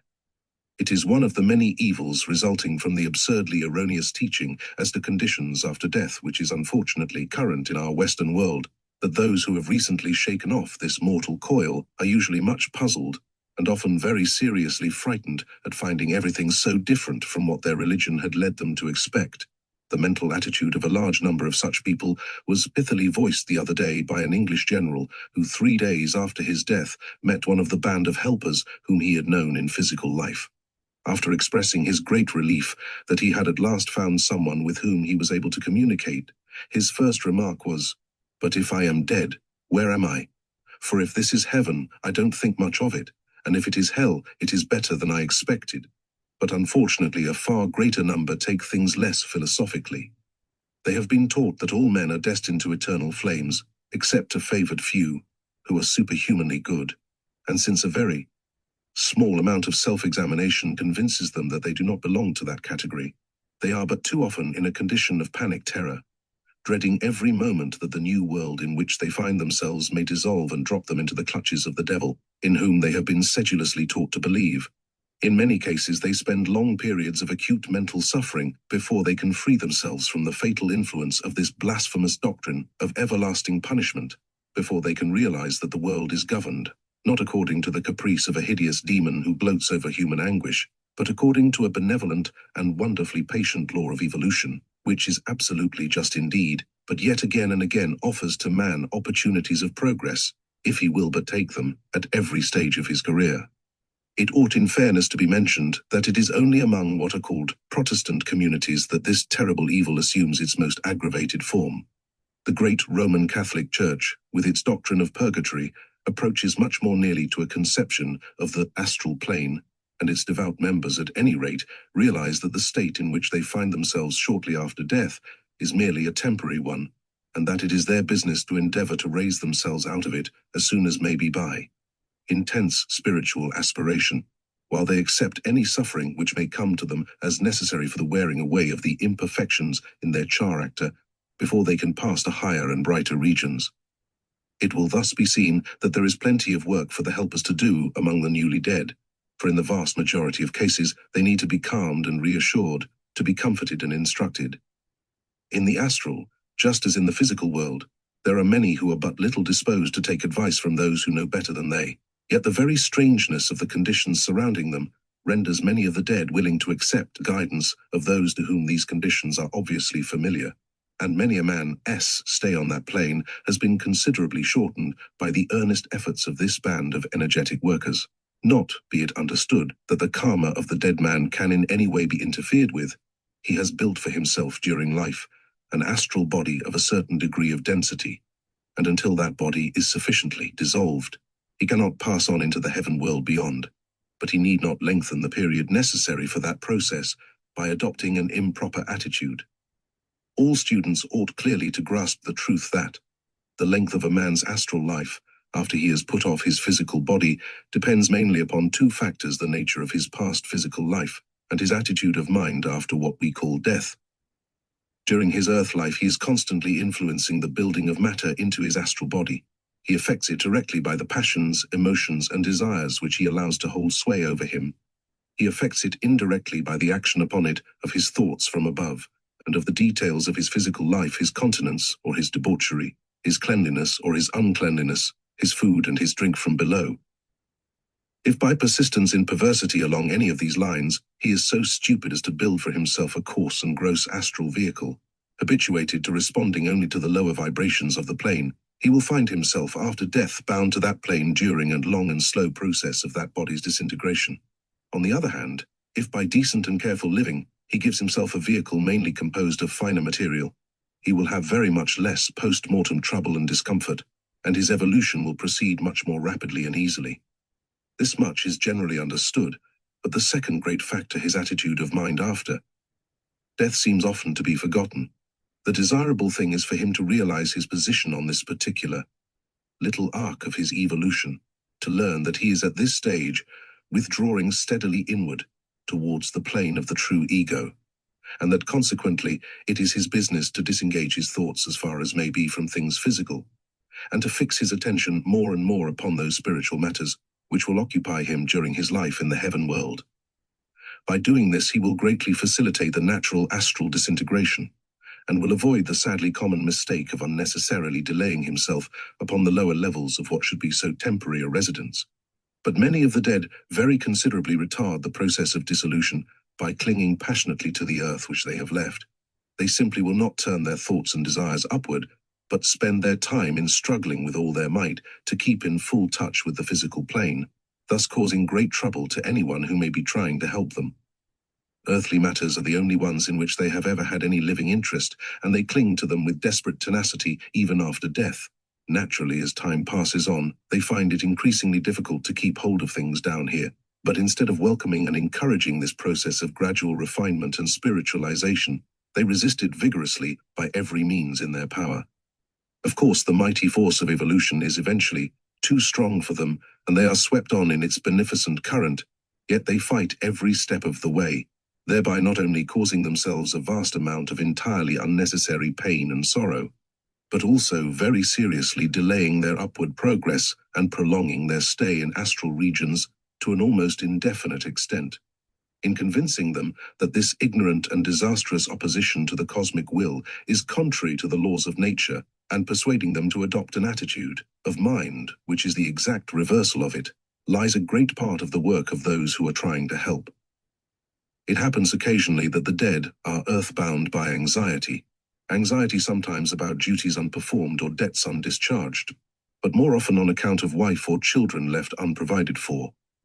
In such cases as this, it has more than once been necessary, before the dead man was satisfied to pursue his upward path in peace, that the helper should, to some extent, act as his representative upon the physical plane, and attend on his behalf to the settlement of the business which was troubling him. An illustration taken from our recent experience will perhaps make this clearer. One of the band of pupils was trying to assist a poor man who had died in one of our western cities, but found it impossible to withdraw his mind from earthly things because of his anxiety about two young children whom his death had left without means of support. He had been a working man of some sort, and had been unable to lay by any money for them. His wife had died some 2 years previously, and his landlady, though exceedingly kind-hearted and very willing to do anything in her power for them, was herself far too poor to be able to adopt them, and very reluctantly came to the conclusion that she would be obliged to hand them over to the parish authorities. This was a great grief to the dead father, though he could not blame the landlady, and was himself unable to suggest any other course. Our friend asked him whether he had no relative to whom he could entrust them, but the father knew of none. He had a younger brother, he said, who would certainly have done something for him in this extremity, but he had lost sight of him for 15 years, and did not even know whether he was living or dead. When last heard of, he had been apprenticed to a carpenter in the north, and he was then described as a steady young fellow who, if he lived, would surely get on. The clues at hand were certainly very slight, but since there seemed no other prospect of help for the children, our friend thought it worthwhile to make a special effort to follow them up. Taking the dead man with him, he commenced a patient search after the brother in the town indicated, and after a great deal of trouble, they were actually successful in finding him. He was now a master carpenter in a fairly flourishing way of business, married, but without children, though earnestly desiring, and therefore apparently just the man for the emergency. The question now was how the information could best be conveyed to this brother. Fortunately, he was found to be so far impressionable that the circumstances of his brother's death and the destitution of his children could be put vividly before him in a dream, and this was repeated 3 times, the place and even the name of the landlady being clearly indicated to him. He was immensely impressed by this recurring vision and discussed it earnestly with his wife, who advised him to write to the address given. This he did not like to do, but was strongly inclined to travel down into the West Country, find out whether there was such a house as that which he had seen, and if so, make some excuse to call there. He was a busy man, however, and he finally decided that he could not afford to lose a day's work for what after all might well prove to be nothing but the baseless fabric of a dream. The attempt along these lines having apparently failed, it was determined to try another method. So, one of the helpers wrote a letter to the man detailing the circumstances of his brother's death and the position of the children, exactly as he had seen them in his dream. On receipt of this confirmation, he no longer hesitated, but set off the very next day for the town indicated, and was received with open arms by the kind-hearted landlady. It had been easy enough for the helpers to persuade her, good soul that she was, to keep the children with her for a few days on the chance that something or other would turn up for them, and she has ever since congratulated herself that she did so. The carpenter, of course, took the children back with him and provided them with a happy home, and the dead father, now no longer anxious, passed rejoicing on his upward way. Since some theosophical writers have felt it their duty to insist in vigorous terms upon the evils so frequently attendant upon the holding of spiritualistic stances, it is only fair to admit that on several occasions good work similar to that of the helper in the case just described has been done through the agency of a medium or of someone present at a circle. Thus, though spiritualism has too often detained souls who but for it would have attained speedier liberation, it must be set to the credit of its account that it has also furnished the means of escape to others, and thus opened up the path of advancement for them. There have been instances in which the defunct has been able to appear unassisted to his relatives or friends and explain his wishes to them, but these are naturally rare, and most souls who are earthbound by anxieties of the kind indicated can satisfy themselves only by means of the services of the medium or the conscious helper. Another case very frequently encountered on the astral plane is that of the man who cannot believe that he is dead at all. Indeed, most people consider the very fact that they are still conscious to be an absolute proof that they have not passed through the portals of death. Somewhat of a satire this, if one thinks of it, on the practical value of our much vaunted belief in the immortality of the soul. However they may have labeled themselves during life, the great majority of those who die, in this country at any rate, show themselves by their subsequent attitude to have been to all intents and purposes materialists at heart, and those who on earth have honestly called themselves so are often no more difficult to deal with than others who would have been shocked at the very name.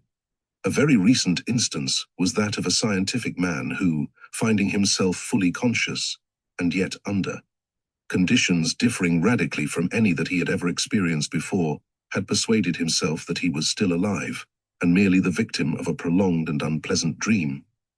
Fortunately for him, there happened to be among the band of those able to function upon the astral plane a son of an old friend of his, a young man whose father had commissioned him to search for the departed scientist and endeavor to render him some assistance.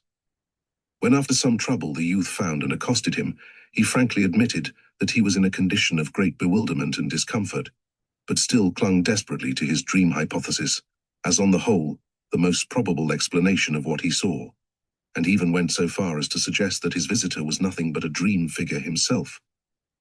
At last, however, he so far gave way as to propose a kind of test, and said to the young man, "If you are, as you assert, a living person, and the son of my old friend, bring me from him some message that shall prove to me your objective reality."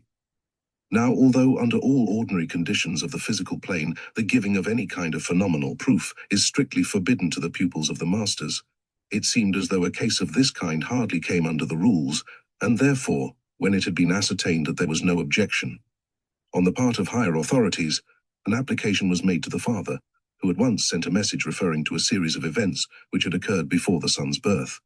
This convinced the dead man of the real existence of his young friend, and therefore of the plane upon which they were both functioning, and as soon as he felt this established, his scientific training at once reasserted itself, and he became exceeding eager to acquire all possible information about this new region. Of course, the message which he so readily accepted as evidence was in reality no proof at all, since the facts to which it referred might have been read from his own mind or from the records of the past by any creature possessed of astral senses.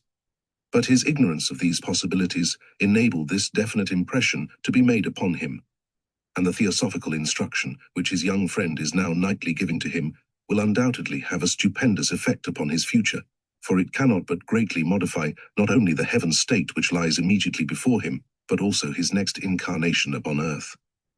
The main work, then, done for the newly dead by our helpers is that of soothing and comforting them, of delivering them when possible from the terrible, though unreasoning fear which but too often seizes them, and not only causes them much unnecessary suffering, but retards their progress to higher spheres, and of enabling them as far as may be to comprehend the future that lies before them.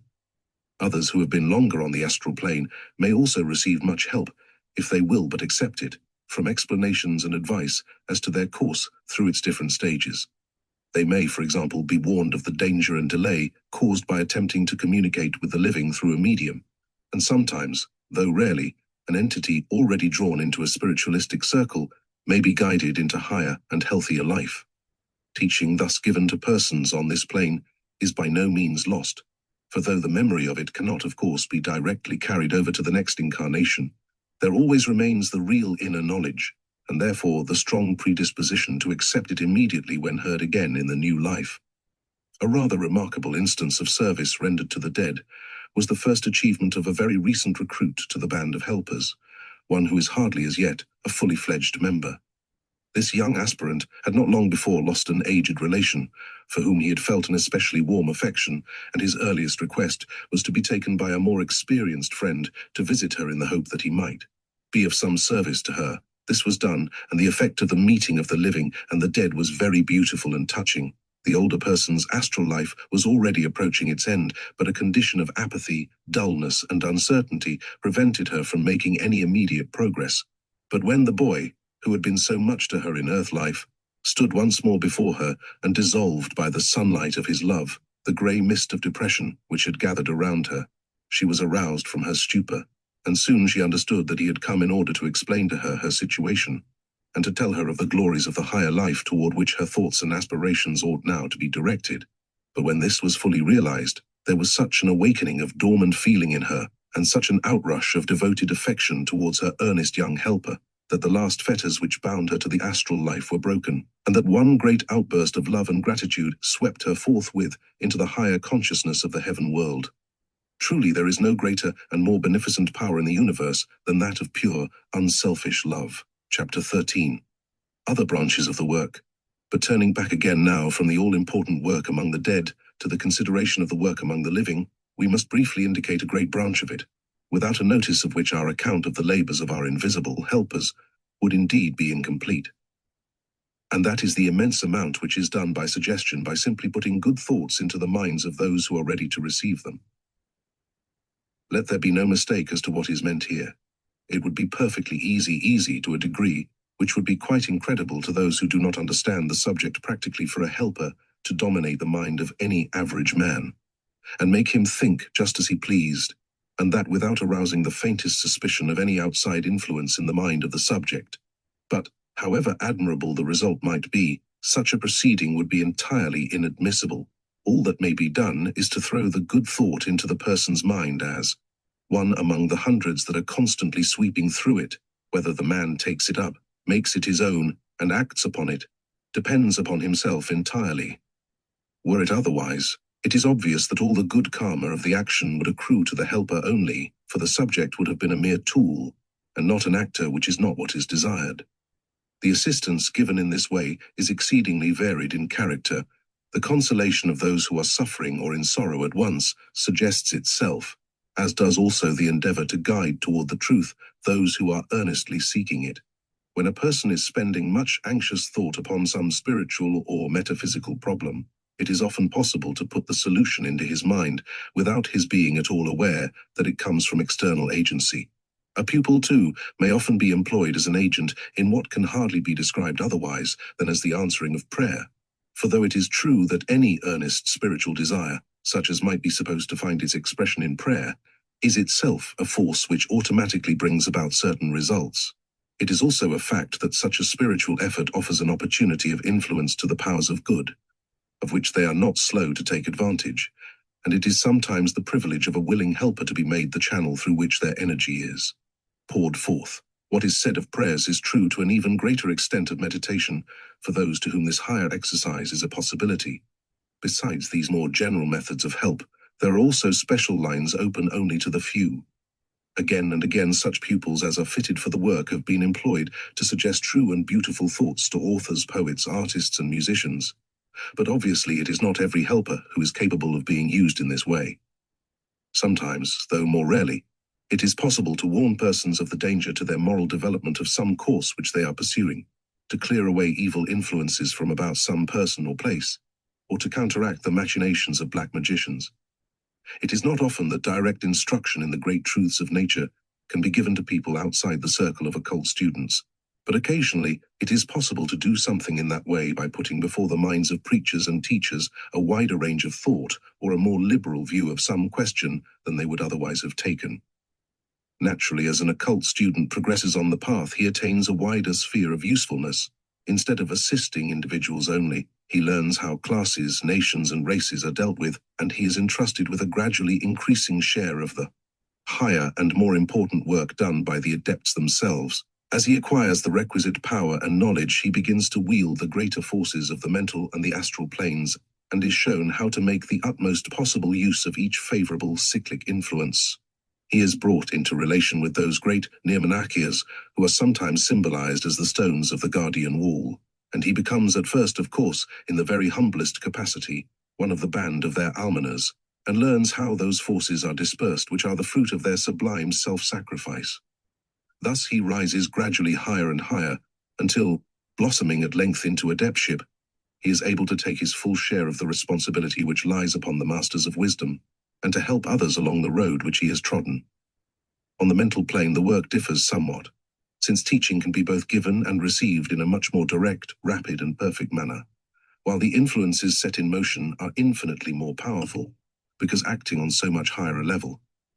But though it is useless to speak of it in detail at present, since so few of us are yet able to function consciously upon this plane during life, here also, and even higher still, there is always plenty of work to be done, as soon as ever we can make ourselves capable of doing it, and there is certainly no fear that for countless eons we shall ever find ourselves without a career of unselfish usefulness open before us.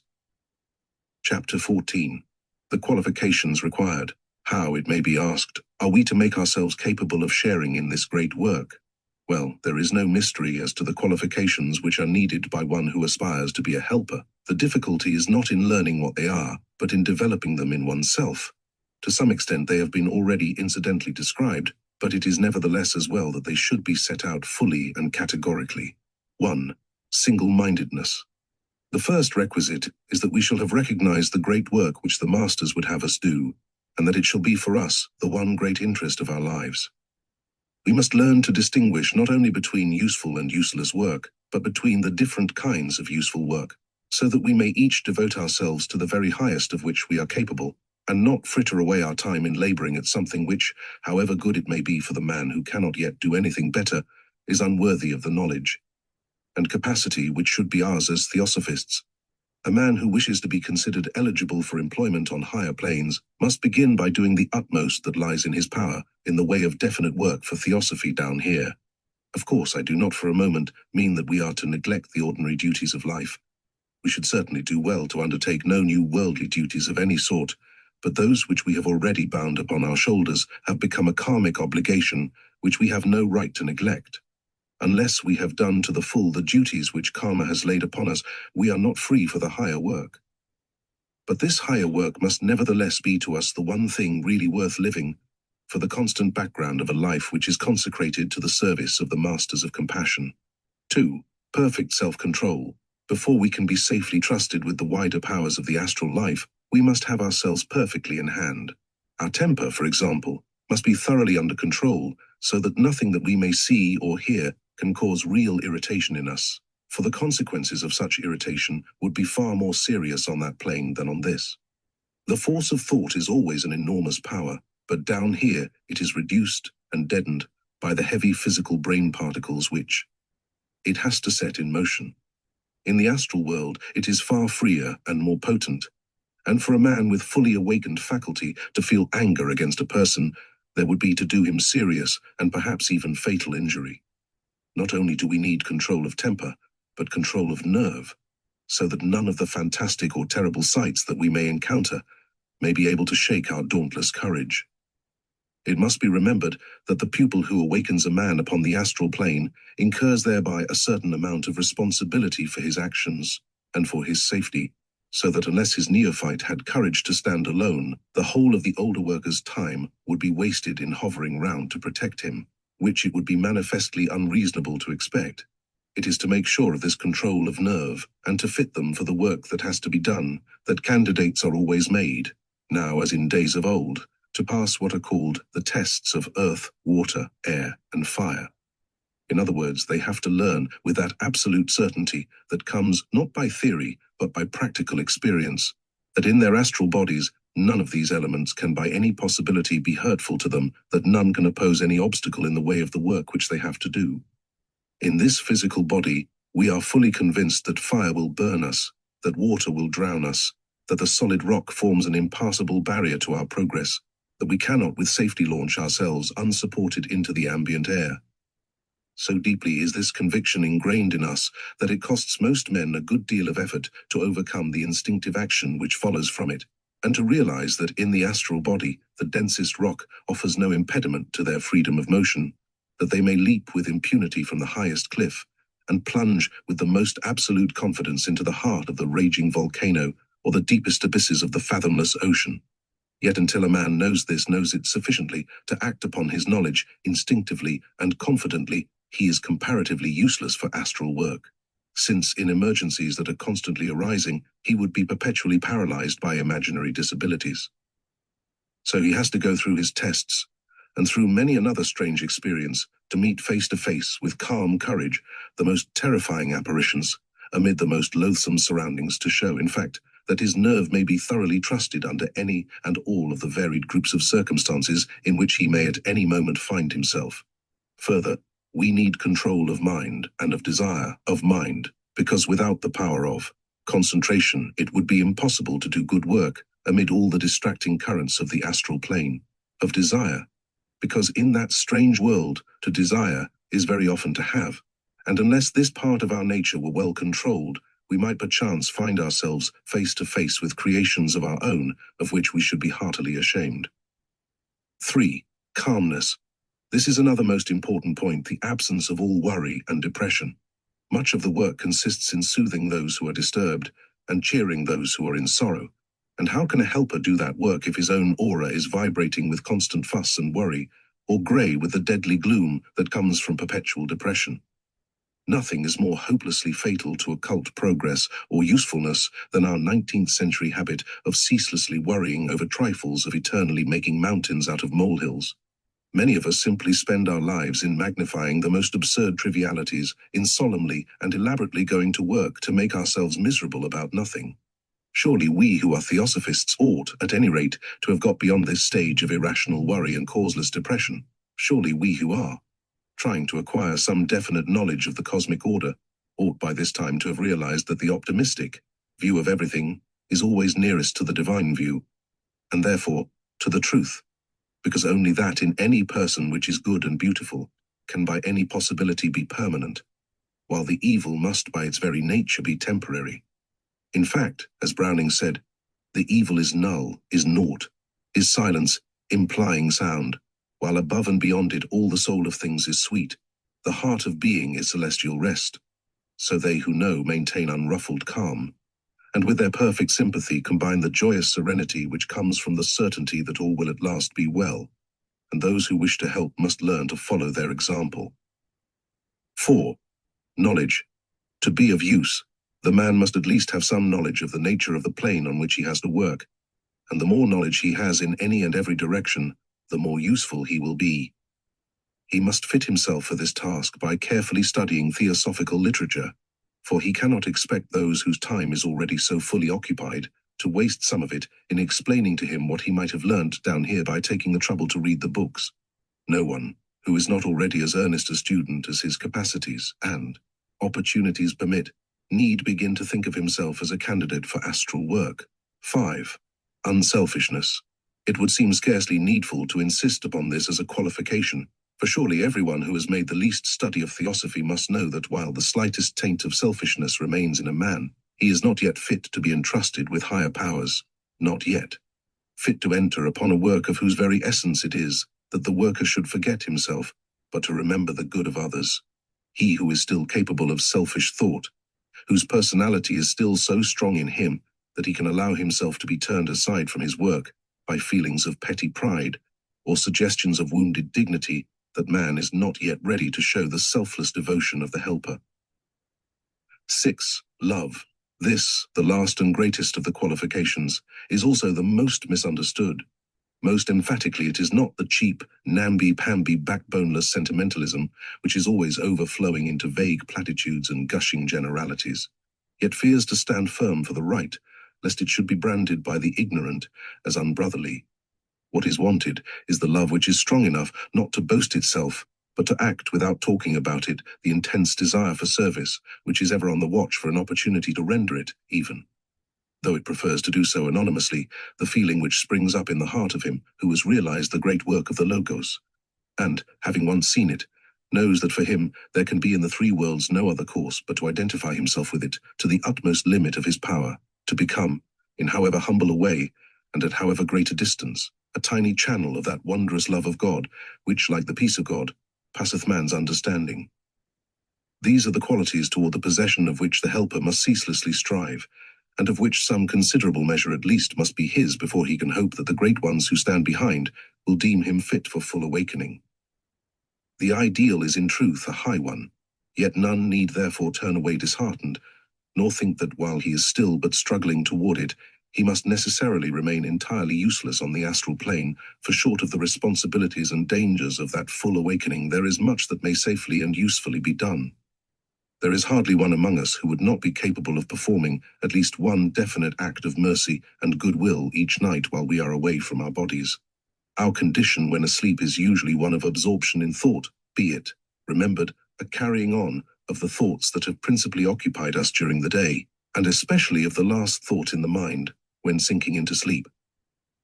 Now, if we make that last thought a strong intention to go and give help to someone whom we know to be in need of it, the soul, when freed from the body, will undoubtedly carry out that intention, and the help will be given. There are several cases on record in which, when this attempt has been made, the person thought of has been fully conscious of the effort of the would-be helper, and has even seen his astral body in the act of carrying out the instructions impressed upon it. Indeed, no one need sadden himself with the thought that he can have no part nor lot in this glorious work. Such a feeling would be entirely untrue, for everyone who can think can help, nor need such useful action be confined to our hours of sleep. If you know, and who does not, of someone who is in sorrow or suffering, though you may not be able consciously to stand in astral form by their bedside, you can nevertheless send them loving thoughts and earnest good wishes, and be well assured that such thoughts and wishes are real and living and strong, that when you so send them, they do actually go and work your will in proportion to the strength which you have put into them. Thoughts are things, intensely real things, visible enough to those whose eyes have been opened to see, and by their means the poorest man may bear his part in the good work of the world as fully as the richest. In this way, at least, whether we can yet function consciously upon the astral plane or not, we all can join, and we all ought to join, the army of invisible helpers. But the aspirant, who definitely desires to become one of the band of astral helpers who are working under the direction of the great masters of wisdom, will make his preparation part of a far wider scheme of development. Instead of merely endeavoring to fit himself for this particular branch of their service, he will undertake with high resolution the far greater task of training himself to follow in their footsteps, of bending all the energies of his soul to attain even as they have attained, so that his power of helping the world may not be confined to the astral plane, but may extend to those higher levels which are the true home of the divine self of man. For him the path has been marked out long ago by the wisdom of those who have trodden it in days of old, a path of self-development, which sooner or later all must follow, whether they choose to adopt it of their own free will, or to wait until, after many lives, and an infinity of suffering, the slow, resistless force of evolution drives them along it among the laggards of the human family. But the wise man is he who eagerly enters upon it immediately, setting his face resolutely toward the goal of adeptship, in order that, being safe forever from all doubt and fear and sorrow himself, he may help others into safety and happiness also. What are the steps of this path of holiness, as the Buddhists call it, and in what order they are arranged, let us see in our next chapter. Chapter 15. The Probationary Path. Eastern books tell us that there are 4 means by which a man may be brought to the beginning of the path of spiritual advancement. 1. By the companionship of those who have already entered upon it. 2. By the hearing or reading of definite teaching on occult philosophy. 3. By enlightened reflection, that is to say, that by sheer force of hard thinking and close reasoning he may arrive at the truth, or some portion of it, for himself. 4. By the practice of virtue, which means that a long series of virtuous lives, though it does not necessarily involve any increase of intellectuality, does eventually develop in a man sufficient intuition to enable him to grasp the necessity of entering upon the path, and show him in what direction it lies. When, by one or another of these means, he has arrived at this point, the way to the highest adeptship lies straight before him, if he chooses to take it. In writing for students of occultism, it is hardly necessary to say that at our present stage of development, we cannot expect to learn all, or nearly all, about any but the lowest steps of this path, whilst of the highest we know little but the names, though we may get occasional glimpses of the indescribable glory which surrounds them. According to the esoteric teachings, these steps are grouped in 3 great divisions. 1. The probationary period, before any definite pledges are taken or initiations, in the full sense of the word, are given. This carries a man to the level necessary to pass successfully through what in theosophical books is usually called the critical period of the 5th round. 2. The period of pledged discipleship, or the path proper, whose 4 stages are often spoken of in Oriental books as the 4 paths of holiness. At the end of this, the pupil obtains adeptship, the level which humanity should reach at the close of the 7th round. 3. What we may venture to call the official period, in which the adept takes a definite part, under the great cosmic law, in the government of the world, and holds a special office connected therewith. Of course, every adept, every pupil even, when once definitely accepted, as we have seen in the earlier chapters, takes a part in the great work of helping forward the evolution of man, but those standing on. The higher levels take charge of special departments, and correspond in the cosmic scheme to the ministers of the crown in a well-ordered earthly state. It is not proposed to make any attempt in this book to treat of this official period. No information about it has ever been made public, and the whole subject is too far above our comprehension to be profitably dealt with in print. We will confine ourselves, therefore, to the 2 earlier divisions. Before going into details of the probationary period, it is well to mention that in most of the Eastern sacred books, this stage is regarded as merely preliminary, and scarcely as part of the path at all, for they consider that the latter is really entered upon only when definite pledges have been given. Considerable confusion has been created by the fact that the numbering of the stages occasionally commences at this point, though more often at the beginning of the 2nd great division. Sometimes the stages themselves are counted, and sometimes the initiations leading into or out of them, so that in studying the books, one has to be perpetually on one's guard to avoid misunderstanding. This probationary period, however, differs considerably in character from the others. The divisions between its stages are less decidedly marked than are those of the higher groups, and the requirements are not so definite or so exacting, but it will be easier to explain this last point after giving a list of the 5 stages of this period, with their respective qualifications. The first 4 were very aptly described by Mr. Mohini Mohan Chatterjee in the first transaction of the London Lodge, to which readers may be referred for fuller definitions of them than can be given here. Much exceedingly valuable information about them is also given by Mrs. Besant in her books, The Path of Discipleship, and in the Outer Court. The names given to the stages will differ somewhat, for in those books the Hindu Sanskrit terminology was employed, whereas the Pali nomenclature used here is that of the Buddhist system. But although the subject is thus approached from a different side, as it were, the qualifications exacted will be found to be precisely the same in effect, even when the outward form varies. In the case of each word, the mere dictionary meaning will first be given in parentheses, and the explanation of it, which is usually given by the teacher, will follow. The first stage, then, is called among Buddhists 1. Manodvaravajana, the opening of the doors of the mind, or perhaps escaping by the door of the mind, and in it, the candidate acquires a firm intellectual conviction of the impermanence and worthlessness of mere earthly aims. This is often described as learning the difference between the real and the unreal, and to learn it often takes a long time and many hard lessons. Yet it is obvious that it must be the first step toward anything like real progress, for no man can enter wholeheartedly upon the path until he has definitely decided to set his affection upon things above, not on things on the earth, and that decision comes from the certainty that nothing on earth has any value as compared with the higher life. This step is called by the Hindus the acquirement of viveka or discrimination, and Mr. Sinnett speaks of it as the giving allegiance to the higher self. 2.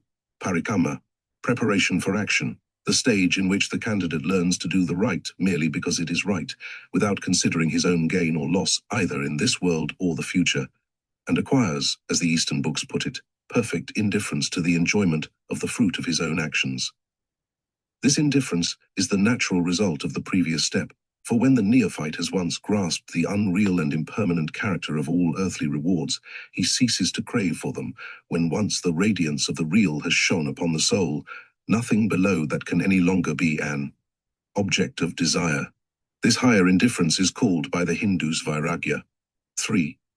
Upacharo, attention or conduct, the stage in which what are called the 6 qualifications, the shatsampati of the Hindus, must be acquired. These are called in Pali, asamo, quietude, that purity and calmness of thought which comes from perfect control of the mind, a qualification exceedingly difficult of attainment, and yet most necessary, for unless the mind moves only in obedience to the guidance of the will, it cannot be a perfect instrument for the master's work in the future. This qualification is a very comprehensive one, and includes within itself both the self-control and the calmness which were described in Chapter 14. As necessary for astral work. B. Dhammo, subjugation, a similar mastery over, and therefore purity in, one's actions and words, a quality which again follows necessarily from its predecessor. C. Uparati, cessation, explained as cessation from bigotry, or from belief in the necessity of any act or ceremony prescribed by a particular religion, so leading the aspirant to independence of thought and to a wide and generous tolerance. The titika, endurance or forbearance, by which is meant the readiness to bear with cheerfulness, whatever one's karma may bring upon one, and to part with anything and everything worldly whenever it may be necessary. It also includes the idea of complete absence of resentment for wrong, the man knowing that those who do him wrong are but the instruments of his own karma. Isamadana, intentness, one-pointedness involving the incapability of being turned aside from one's path by temptation. This corresponds very closely with the single-mindedness spoken of in the previous chapter. F. Sada, faith, confidence in one's master and oneself. Confidence, that is, that the master is a competent teacher, and that, however diffident the pupil may feel as to his own powers, he has yet within him that divine spark which, when fanned into a flame, will one day enable him to achieve even as his master has done. 4. Anuloma, direct order or succession, signifying that its attainment follows as a natural consequence from the other 3, the stage in which is acquired that intense desire for liberation from earthly life and for union with the highest, which is called by the Hindus mumukshutva. 5. Gotrabhu, the condition of fitness for initiation. In this stage, the candidate gathers up, as it were, his previous acquisitions and strengthens them to the degree necessary for the next great step, which will set his feet upon the path proper as an accepted pupil. The attainment of this level is followed very rapidly by initiation into the next grade. In answer to the question, who is the Gotrabhu? Buddha says, the man who is in possession of those conditions upon which the commencement of sanctification immediately ensues, he is the Gotrabhu. The wisdom necessary for the reception of the path of holiness is called Gotrabu Nana. Now that we have hastily glanced at the steps of the probationary period, we must emphasize the point to which reference was made at the commencement, that the perfect attainment of these accomplishments and qualifications is not expected at this early stage. As Mr. Mohini says, if all these are equally strong, adeptship is attained in the same incarnation. But such a result is, of course, extremely rare. It is in the direction of these acquirements that the candidate must easelessly strive, but it would be an error to suppose that no one has been admitted to the next step without possessing all of them in the fullest possible degree. Nor do they necessarily follow one another in the same definite order as the later steps. In fact, in many cases, a man would be developing the various qualifications all at the same time, rather side by side, than in regular succession. It is obvious that a man might easily be working along a great part of this path, even though he was quite unaware of its very existence, and no doubt many a good Christian, an earnest freethinker is already far on the road that will eventually lead him to initiation, though he may never have heard the word occultism in his life. I mention these two classes especially because in every other religion, occult development is recognized as a possibility and would certainly therefore be intentionally sought by those who felt yearnings for something more satisfactory than the exoteric faiths. We must also note that the steps of this probationary period are not separated by initiations in the full sense of the word, though they will certainly be studied with tests and trials of all sorts and on all planes, and may be relieved by encouraging experiences and by hints and help whenever these may safely be given. We are apt sometimes to use the word initiation somewhat loosely, as for example when it is applied to such tests as have just been mentioned. Properly speaking, it refers only to the solemn ceremony at which a pupil is formally admitted to a higher grade by an appointed official, who in the name of the one initiator receives his plighted vow and puts into his hands the new key of knowledge which he is to use on the level to which he has now attained. Such an initiation is taken at the entrance to the division which we shall next consider, and also at each passage from any one of its steps to the next. Chapter 16. The Path Proper. It is in the 4 stages of this division of the path that the 10 samyojana, or fetters which bind man to the circle of rebirth and hold him back from nirvana, must be cast off. And here comes the difference between this period of pledged discipleship and the previous probation. No partial success in getting rid of these fetters is sufficient now. Before a candidate can pass on from one of the steps to the next, he must be entirely free from certain of these clogs, and when they are enumerated, it will be seen how far-reaching this requirement is, and there will be little cause to wonder at the statement made in the sacred books that 7 incarnations are sometimes required to pass through this division of the path. Each of these 4 steps or stages is again divided into 4, for each has one its mago, or way, during which the student is striving to cast off the fetters, 2 its phala, result or fruit, when he finds the results of his action in so doing showing themselves. More and more, 3 its bhavaga or consummation, the period when, the result having culminated, he is able to fulfill satisfactorily the work belonging to the step on which he now firmly stands, and 4 its gotrapu, meaning, as before, the time when he arrives at a fit state to receive the next initiation. The first stage is 1. Sotapati or Sohan. The pupil who has attained this level is spoken of as the Sowani or Sotapanna, he who has entered the stream, because from this period, though he may linger, though he may succumb to more refined temptations and turn aside from his course for a time, he can no longer fall back altogether from spirituality and become a mere worldling. He has entered upon the stream of definite higher human evolution, upon which all humanity must enter by the middle of the next round, unless they are to be left behind as temporary failures by the great life wave, to wait for further progress until the next chain of worlds. The pupil who is able to take this initiation has therefore already outstripped the majority of humanity to the extent of an entire round of all our 7 planets, and in doing so has definitely secured himself against the possibility of falling out of the stream in the 5th round. He is consequently sometimes spoken of as the saved or the safe one. It is from a misunderstanding of this idea that there arises the curious theory of salvation promulgated by a certain section of the Christian community.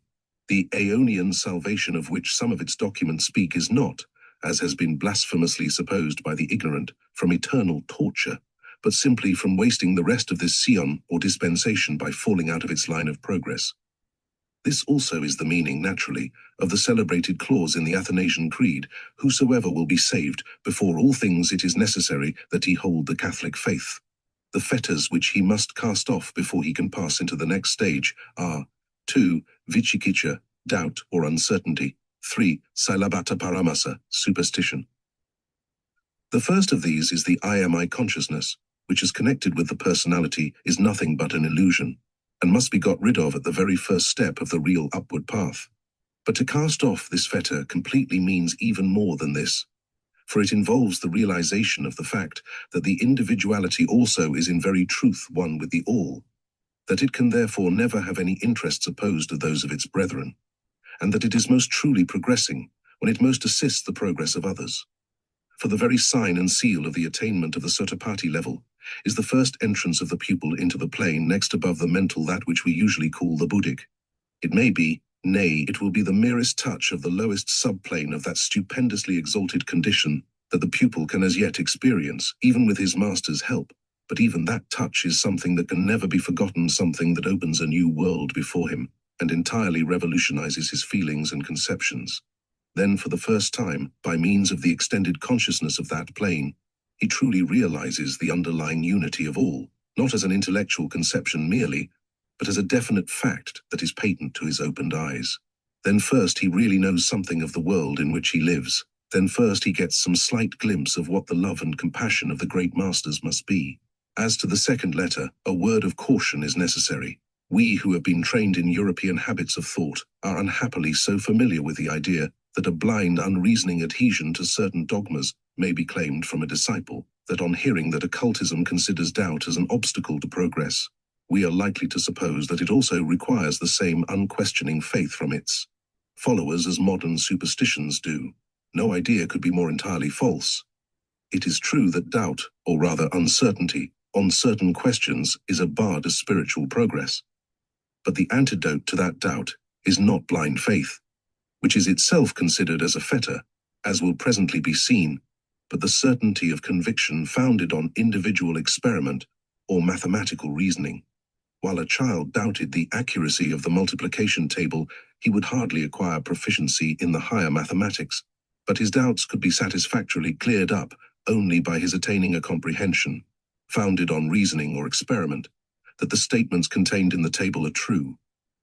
He believes that twice 2 are 4, not merely because he has been told so, but because it has become to him a self-evident fact. And this is exactly the method, and the only method, of resolving doubt known to occultism.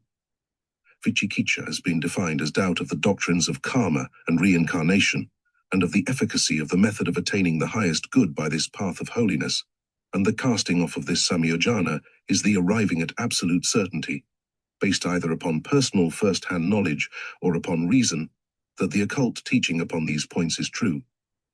The third fetter to be got rid of comprehends all kinds of unreasoning or mistaken belief, all dependence on the efficacy of outward rites and ceremonies to purify the heart.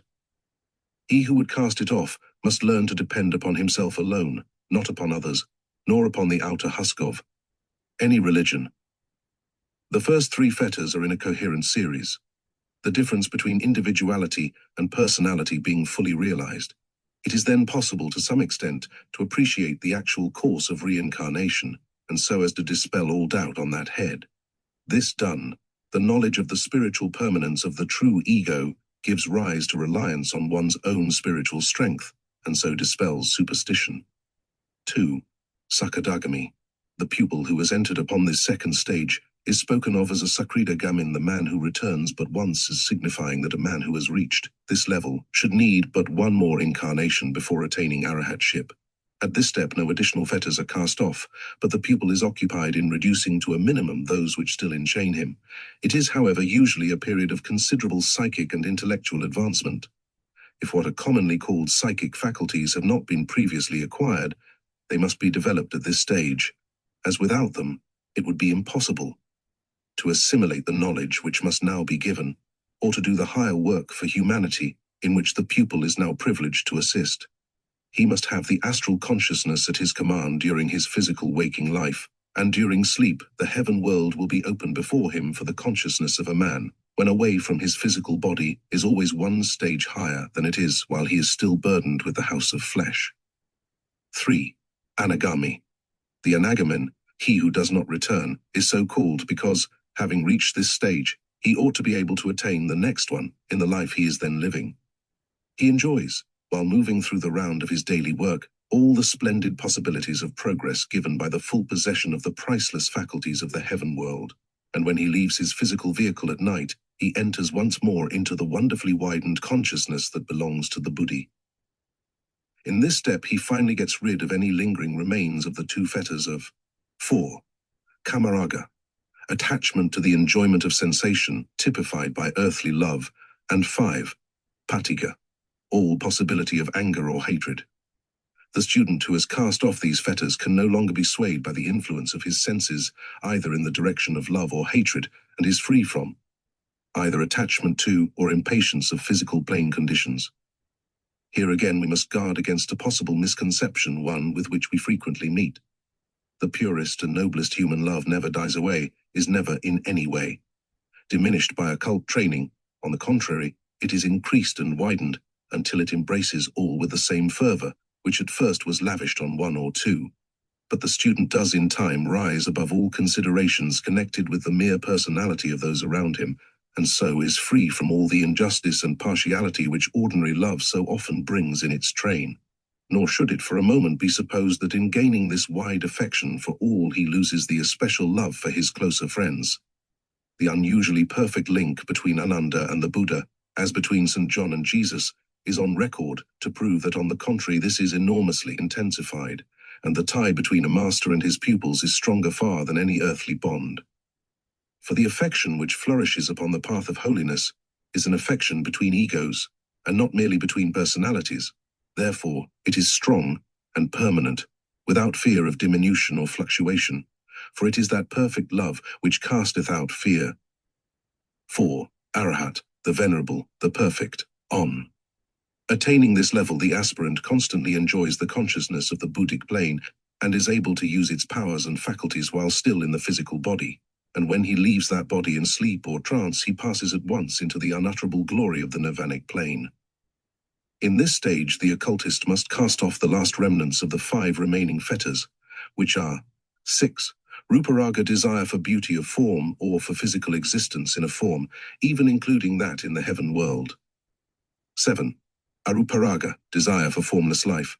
8. Mano, pride. 9. Uddhacha, agitation or irritability. 10. Avijja, ignorance.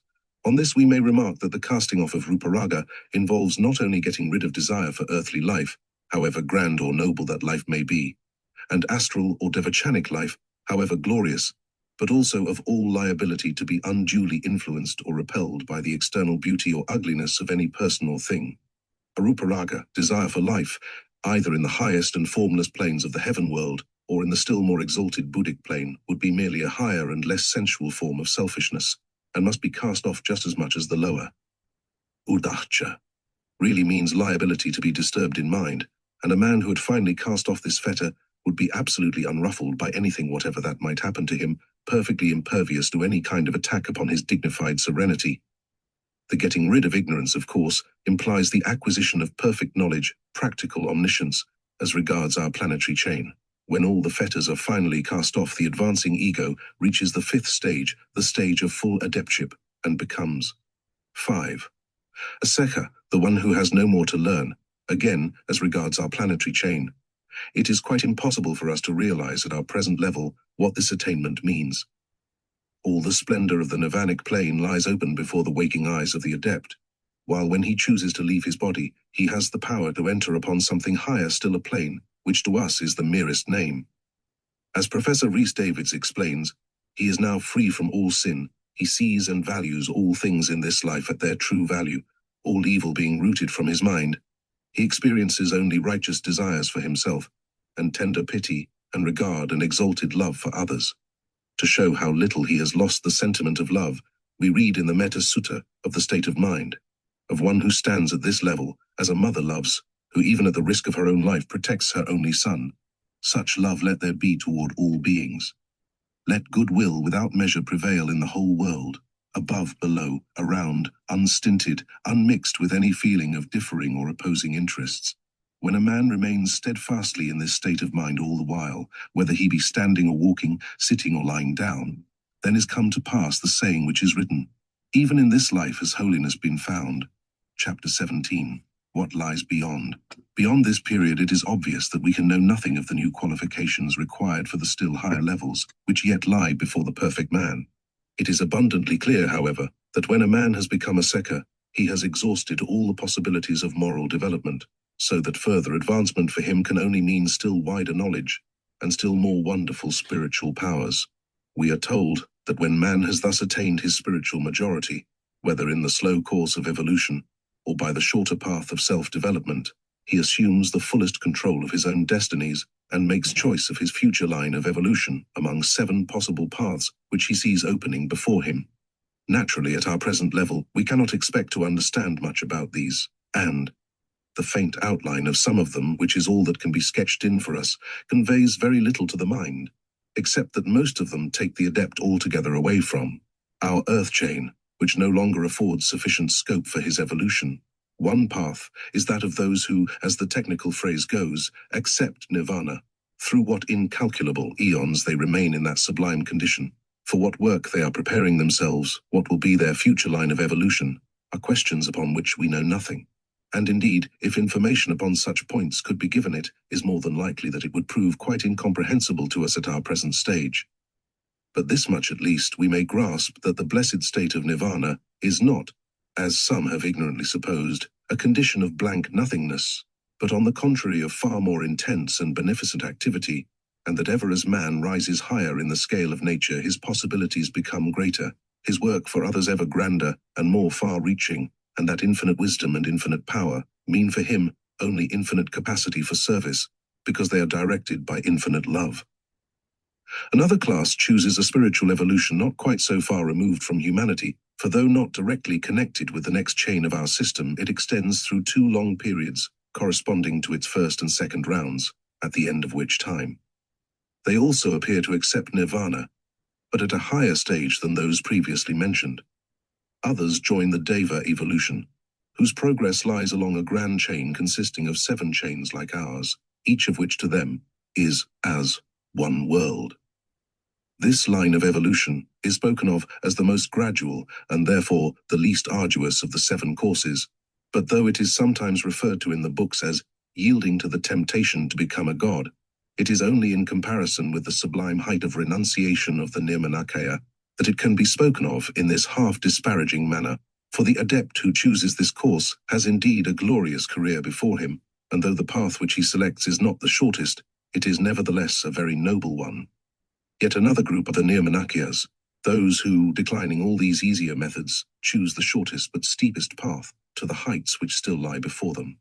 They form what is poetically termed the guardian wall, and, as the voice of the silence tells us, protect the world from further and far greater misery and sorrow, not indeed by warding off from it external evil influences, but by devoting all their strength to the work of pouring down upon it a flood of spiritual force and assistance, without which it would assuredly be in far more hopeless case than now.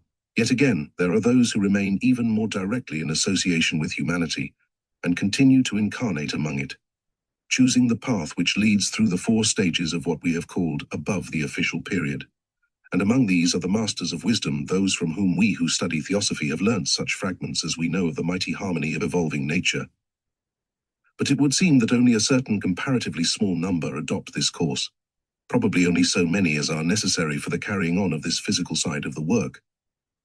In hearing of these different possibilities, people sometimes exclaim rashly that there could, of course, be no thought in a master's mind of choosing any but that course which most helps humanity, a remark which greater knowledge would have prevented them from making. We should never forget that there are other evolutions in the solar system besides our own, and no doubt it is necessary for the carrying out of the vast plan of the Logos that there should be adepts working on all the 7 lines to which we have referred. Surely the choice of the master would be to go wherever his work was most needed, to place his services with absolute selflessness at the disposal of the powers in charge of this part of the great scheme of evolution. This, then, is the path which lies before us, the path which each one of us should be beginning to tread. Stupendous though its heights appear, we should remember that they are attained but gradually and step by step, and that those who now stand near the summit once toiled in the mire of the valleys, even as we are doing. Although this path may at first seem hard and toilsome, yet ever as we rise our footing becomes finder and our outlook wider, and thus we find ourselves better able to help those who are climbing beside us. Because it is at first thus hard and toilsome to the lower self, it has sometimes been called by the very misleading title of the path of woe, but, as Mrs. Besant has beautifully written, through all such suffering there is a deep and abiding joy, for the suffering is of the lower nature, and the joy of the higher. When the last shred of the personality is gone, all that can thus suffer has passed away, and in the perfected adept, there is unruffled peace and everlasting joy. He sees the end toward which all is working, and rejoices in that end, knowing that earth's sorrow is but a passing phase in human evolution. That of which little has been said is the profound content which comes from being on the path, from realizing the goal and the way to it, from knowing that the power to be useful is increasing, and that the lower nature is being gradually extirpated. And little has been said of the rays of joy which fall upon the path from loftier levels, the dazzling glimpses of the glory to be revealed, the serenity which the storms of earth cannot ruffle.